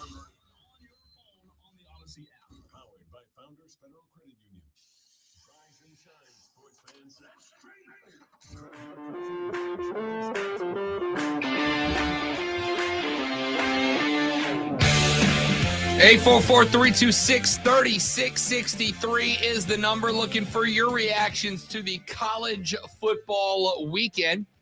You can also text us on the madworldattractions.com text line at 71307, 71307. Start that text with FAN, F-A-N. I'll get to your text here in just a minute, but my guy Kevin is on the phone line to talk with us. Kev, what's up, big dog? What's up, man? What's going on? How you doing, fella? Hey, congrats to the Chapman Panthers. Hey, man, what a ball game that was. What a ball game that was. Let me tell you something. It could have got bad. Like we was up 28-7. Getting ready. No, we was up. Yeah, 28. Getting ready to be 28-7. They ran the kickoff back. And right before halftime, then right after halftime, we kind of came out a little slow. They got momentum, and they made it a ball game, man. The rest of the game, it was just going back and forth and see who was going to get that stop late in the fourth quarter, man. And we got that thing, man, ready to go now. But it kind of, I like it. I love it. But the way the playoffs are set up, coming in second place wouldn't have been a bad position because you're at the bottom. And I think that's it's easier to get to the chip because you don't have to see Daniel until late. We may have to see them third round, but I think we got them this year. I believe we're gonna go ahead and knock them off. I like it. That team and that quarterback over there at Chapman, man, he's got something working right now. You want to talk about somebody that's come from like beginning of the season kind of to itself, and I don't think everybody got along, but once you do that little sit down and everybody hold each other accountable for what we got to do and how we got to do it, and don't nobody get mad from it, and everybody come together and we really just lock in. Now we've seen the senior that you're looking for to step up and take that next step, man. He's really on it. Love to see it, but Kevin. Man, them Tar Heels. I don't know. Like, look. Do this. We either start out 1-4 and then finish the season 7-4, 8-4, or we start out 6-1, 7-1, and lose the rest of them. Let me start with this, Kev. Let me start with this. Brent Key and Georgia Tech deserve a lot of credit, right? Because they had a number of chances where they could have absolutely let Drake May do something special and kind of have one of his moments, and they didn't. And Brent Key, I mean, listen, he went down to Miami, got the win. He's got some dumb losses. The Bowling Green loss is inexcusable for Georgia Tech, but they beat Miami. They beat North Carolina. I'm going to tell you right now, I'm not going to be shocked if they knock off Clemson next weekend too. Brent Key's got Georgia Tech believing in themselves, playing themselves, and now he's got players starting to show up. He's got recruits starting to show up that are. I didn't know he had all them people out the portal like he had. Yeah, I mean he is bringing in some dudes right now. So I got to give a little credit to Brent Key and Georgia Tech. But that being said, first off, hope Tez Walker's all right. Hated to see after all that kid has been through him to get his guts rearranged and knocked around like he did. I hope he is okay, man, because that kid deserves to have a good finish to the season. Drake May and the Heels had a number of opportunities deep down the stretch, specifically offensively, to cook, and they just didn't do it. And I got to tell you, I'm at the point now where, like, it's a weird balancing act because on one hand, Mac Brown keeps setting this team up to look like it's time to turn the corner, and then they keep having these Mac Brown moments where they don't do it. And I'm like, all right, on one hand, Is North Carolina where they are because of Mac Brown, which means if you move on, you take the risk that the offseason hype doesn't build up recruiting classes like he's been able to do. But on the flip side, you bring in somebody who's not going to melt down in games like this weekend. Melt down. Like when he was there in the 90s, man, I was recruited by him. I watched him. We go 11-1 or whatever and lose to Florida State every year. Or we would go something in 2 and just have a meltdown against a Virginia who having a bad year like this just during that time. So we always found a way, but we have had our best years with him. When he left, we didn't hit a lick of a stick. He come back, we get all the recruits, we getting players. So it's a him thing. And because anybody else cannot get them boys off the ground. But Chiswick, you would think with Chiswick sitting up there, we would have a nice defense, but it's like we run out of gas. Every time it's a big game, we run out of gas. We had 9 sacks against the Gamecocks, and I don't think we've had a 9 sacks since. Yeah, no, it's been a week by week degradation of the program. We're looking at Michigan, we're looking at Oregon, we're looking at Bama, we're looking at teams that are getting better week by week, and South Carolina appears to be doing the opposite, and that's not great, man. That's not good, man, because I just knew we was going to play Florida State or whoever at the end of the season. Now we got to hope and pray that somebody else fall off along the way. Yeah, I mean, you're big. I think you're big on Louisville taking a couple of L's at this point. And honestly, that game against Duke, all of a sudden, I know Duke's kind of done the same thing, but it's Duke. You almost kind of expected it. But again, they lost to Louisville. That's a good Louisville team. So you need Louisville to drop a couple. And you're going to probably need some help from and then to beat Duke to round it out. And oh, by the way, that NC State defense under Dave Doran, they got a little hype going at the end of the year as well. So there ain't no guarantee there either. Man. And I've always liked NC State on the low, man. I'm screaming Tar Heels to the end, but NC State they in my little box, man. As long as they ain't playing my Tar Heels, I kind of cheer for them because I was went down there on a visit when Chuck Amato was there. So, and I just like the system that they got. I mean, just the area that they got going on down there. So, man, this is going to be a good last few games to figure it out. Playoffs starting good, man. The Rebels going in like with a chip on their shoulder, man. I'm telling you, this is going to be some good football next week. It's playoff football. Kev, good to talk to you, big dog. Appreciate it. We'll see you down the road, my man. That's Kevin checking in. You're welcome to do it as well at 844-326-3663 or shoot us a text on the MadWorldAttractions.com text line at 71307, 71307. Start your text with FAN, F-A-N. Texture says, Chiswick needs to go or Mac needs to go. It's that simple. Do not, Tar Heels, do not fire Mac Brown and hire Gene Chiswick to that role. I'm telling you now, don't you do it. I'm begging you. Texas says, need to go after Liberty coach and keep Mac around for recruiting. I don't hate that idea, bringing Jamie Chadwell over. I don't hate that plan at all, especially if Mac will stay around. I'm going to tell you right now, you want to know why Mac Brown is where Mac Brown is? Lonzo, I have never seen anybody with the recruiting swag that Mac Brown has. Mac Brown's the dude that shows up in your door in a full Carolina blue track set with the matching Air Force Ones. And now he can look at you and go, look at me. I'm swagged. I can get you swagged too. I've interviewed Mac Brown 3 times in my career. I did it the last 2 ACC media days, and then I did it once back when he was the coach at Texas when I was working down in Florida.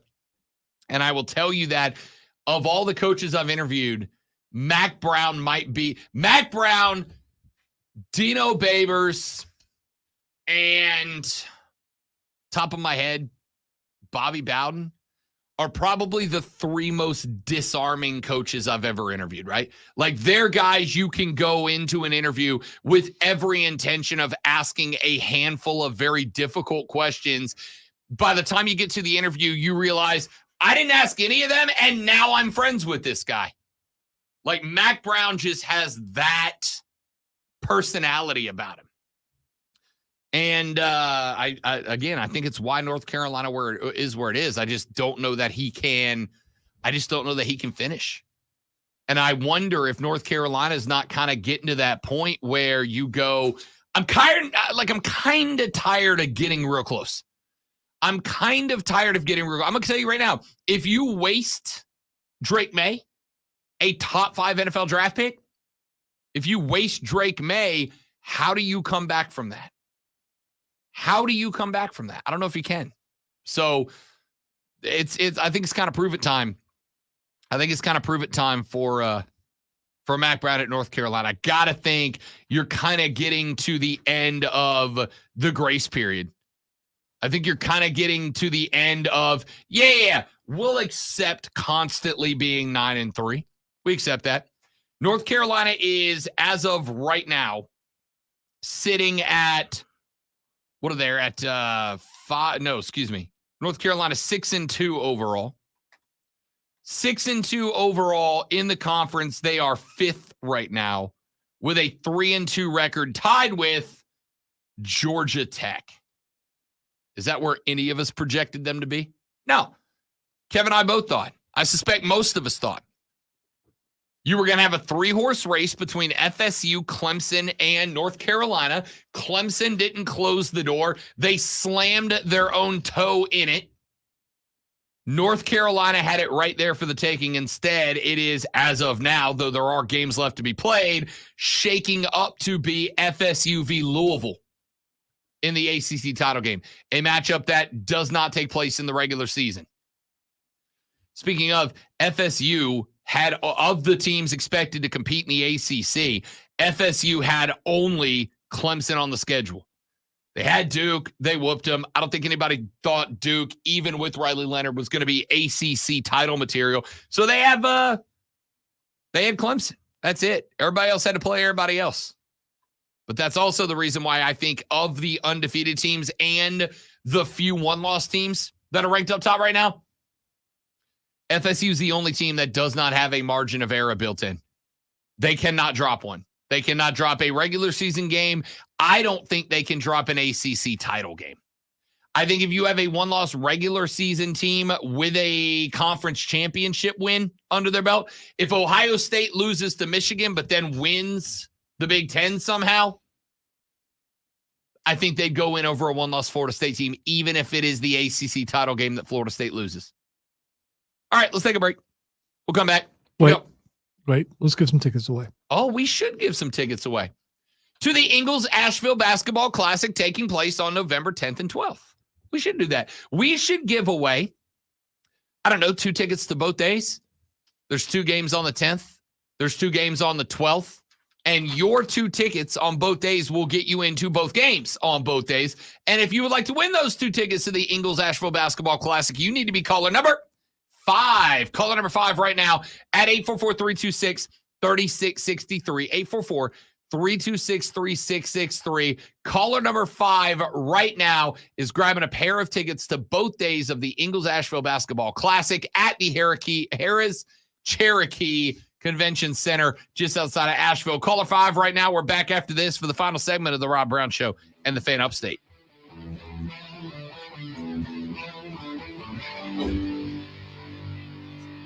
All right, guys, we're going to let Lonzo take the caller info, and then we'll be right back.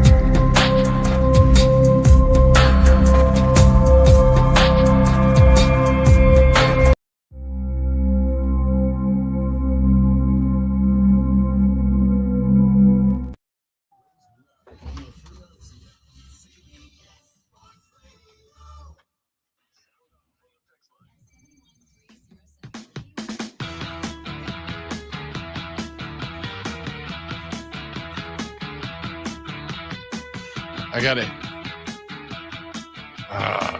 Don't like that. That means we're tied Yep. because I got one earlier. 1-1 on a Monday. Oh, tomorrow I'm going to make up some ground. You probably will. Tomorrow, I'm going to go ahead and tell you that tomorrow I will be struggling because I am going to wrestling tonight because I do not care about my own health or well-being. Maybe I should dress up as something scary tomorrow. So every time you start to nod off, you'll look over and go, oh. Dude, if I can find, I came up Saturday with the absolute perfect costume for the show tomorrow. And then I went to try to get it on Amazon and it wasn't going to get here until tomorrow. But since we work at 6:00 in the morning, that's not going to work. By the way, I'm going as one of Rob's favorite wrestlers. Brother. No, that's not. I mean, you'll see tomorrow. I can't wait. You already know what I'm wearing, so you should be able to figure out what favorite wrestler I'm going as.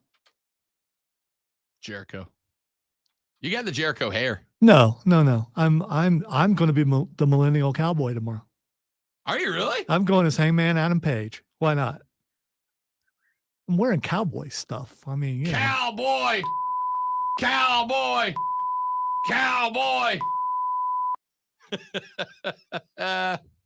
I'm just going to look smug and puzzled all at the same time for the entire show. You'll be an excellent millennial. Actually, it's kind of what I do every day. You're going to fit right in. All right, let's get a couple of thoughts in here. Before we call it a day, at RC Sports Card on Twitter sent us a great tweet during the break.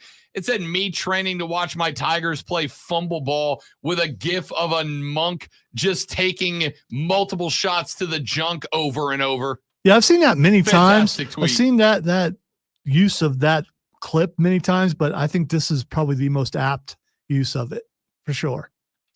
Yeah, it's way up on the list. Way up on the list. All right. Couple of thoughts before we get up out of chunk for a Monday. I have said, I will say again, I will continue to say that we have, I believe, reached a spot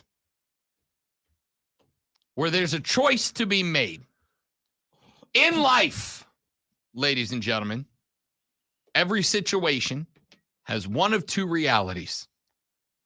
Either things change or things stay the same.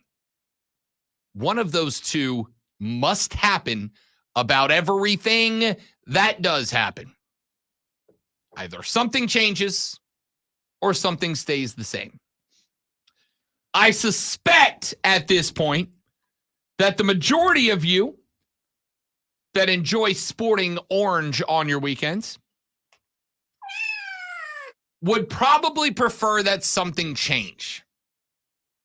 Would probably prefer that things do not stay the same, as the path that you are on now leads to a spot where South Carolina Clemson may not be for bowl eligibility for both teams. It may be for bowl eligibility just for the Gamecocks. It may lead to bowl eligibility for neither team at this point.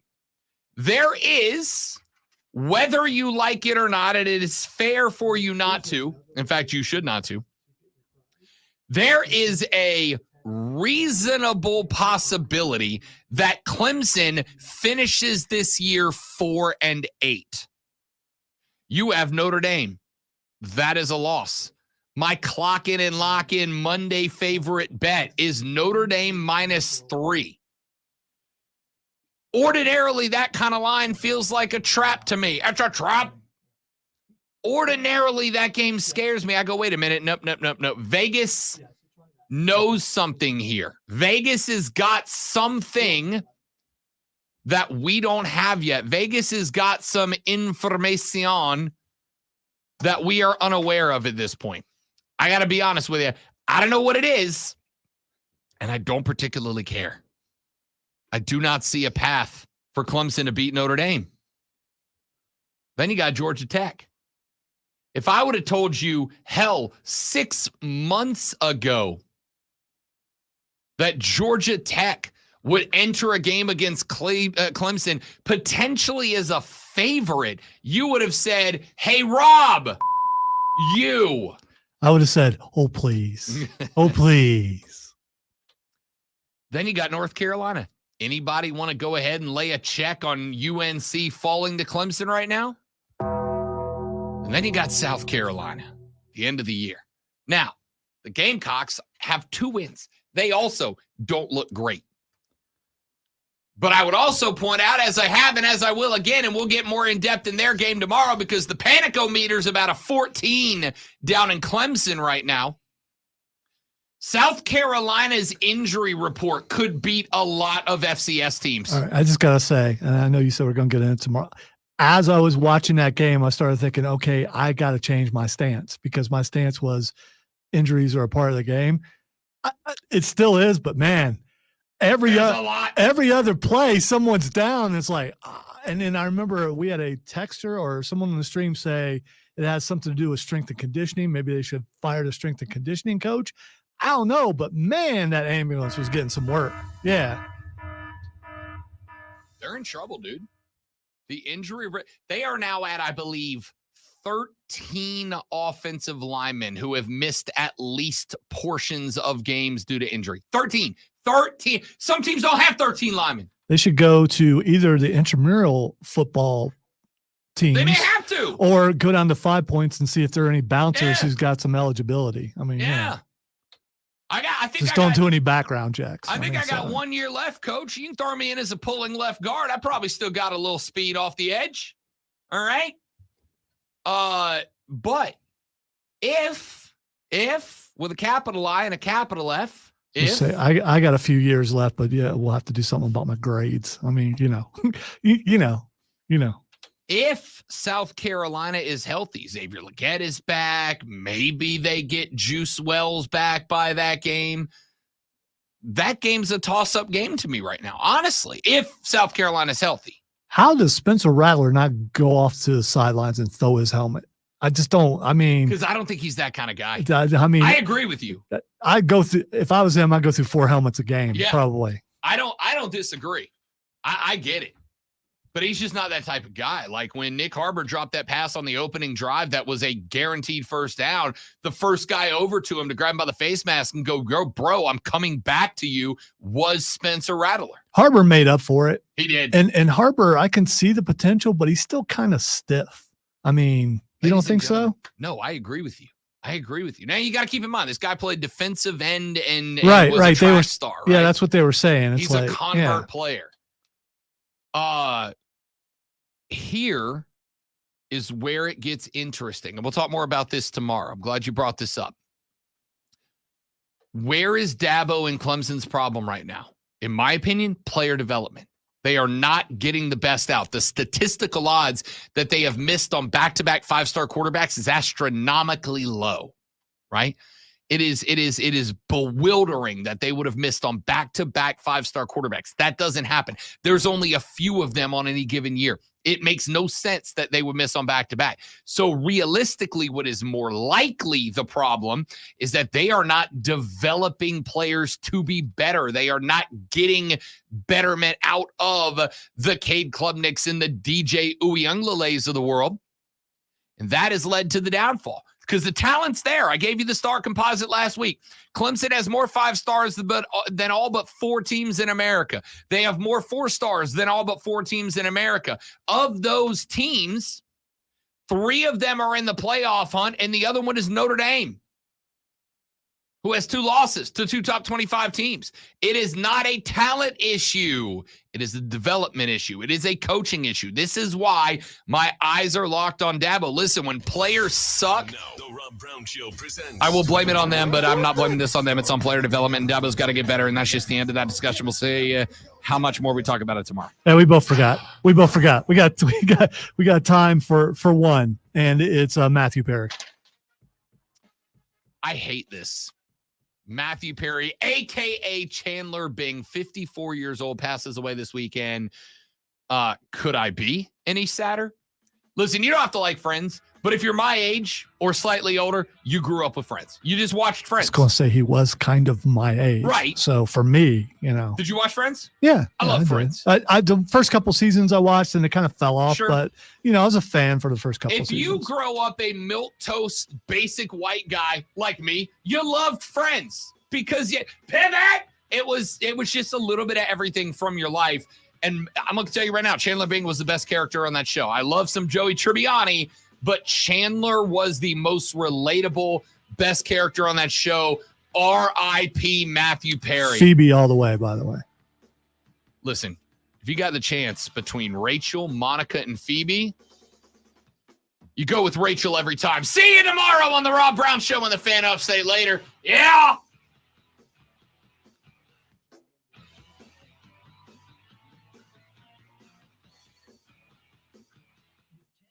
Thanks, Gunther.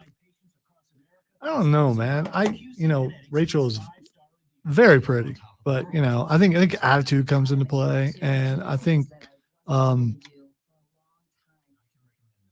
Phoebe would be a more fun. And she could play the guitar. How do I talk That's, about Phoebe I'm in down a way for the that's musicians. radio-friendly? Phoebe seems like she would be a blast to hang out with in every sense of that word. She's also sarcastic and judgmental and quite a few things. So yeah. Phoebe seems like she would be fun to hang out with for a few weeks. Monica is controlling, and if you want to be controlled, then you can go with Monica. Monica and I would not make it with Monica.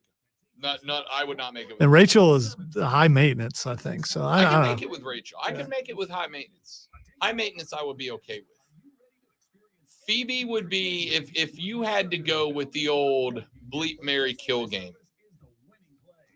That answer writes itself. All right, before I get myself canceled, this is where we're going to call it a day. If you're going to Raw tonight, come find me. I'll be in Section 112. I'll also be in the VIP parking lot tailgating well before the show. So come by and say hi. Otherwise, see you back here tomorrow. I'll be awake-ish.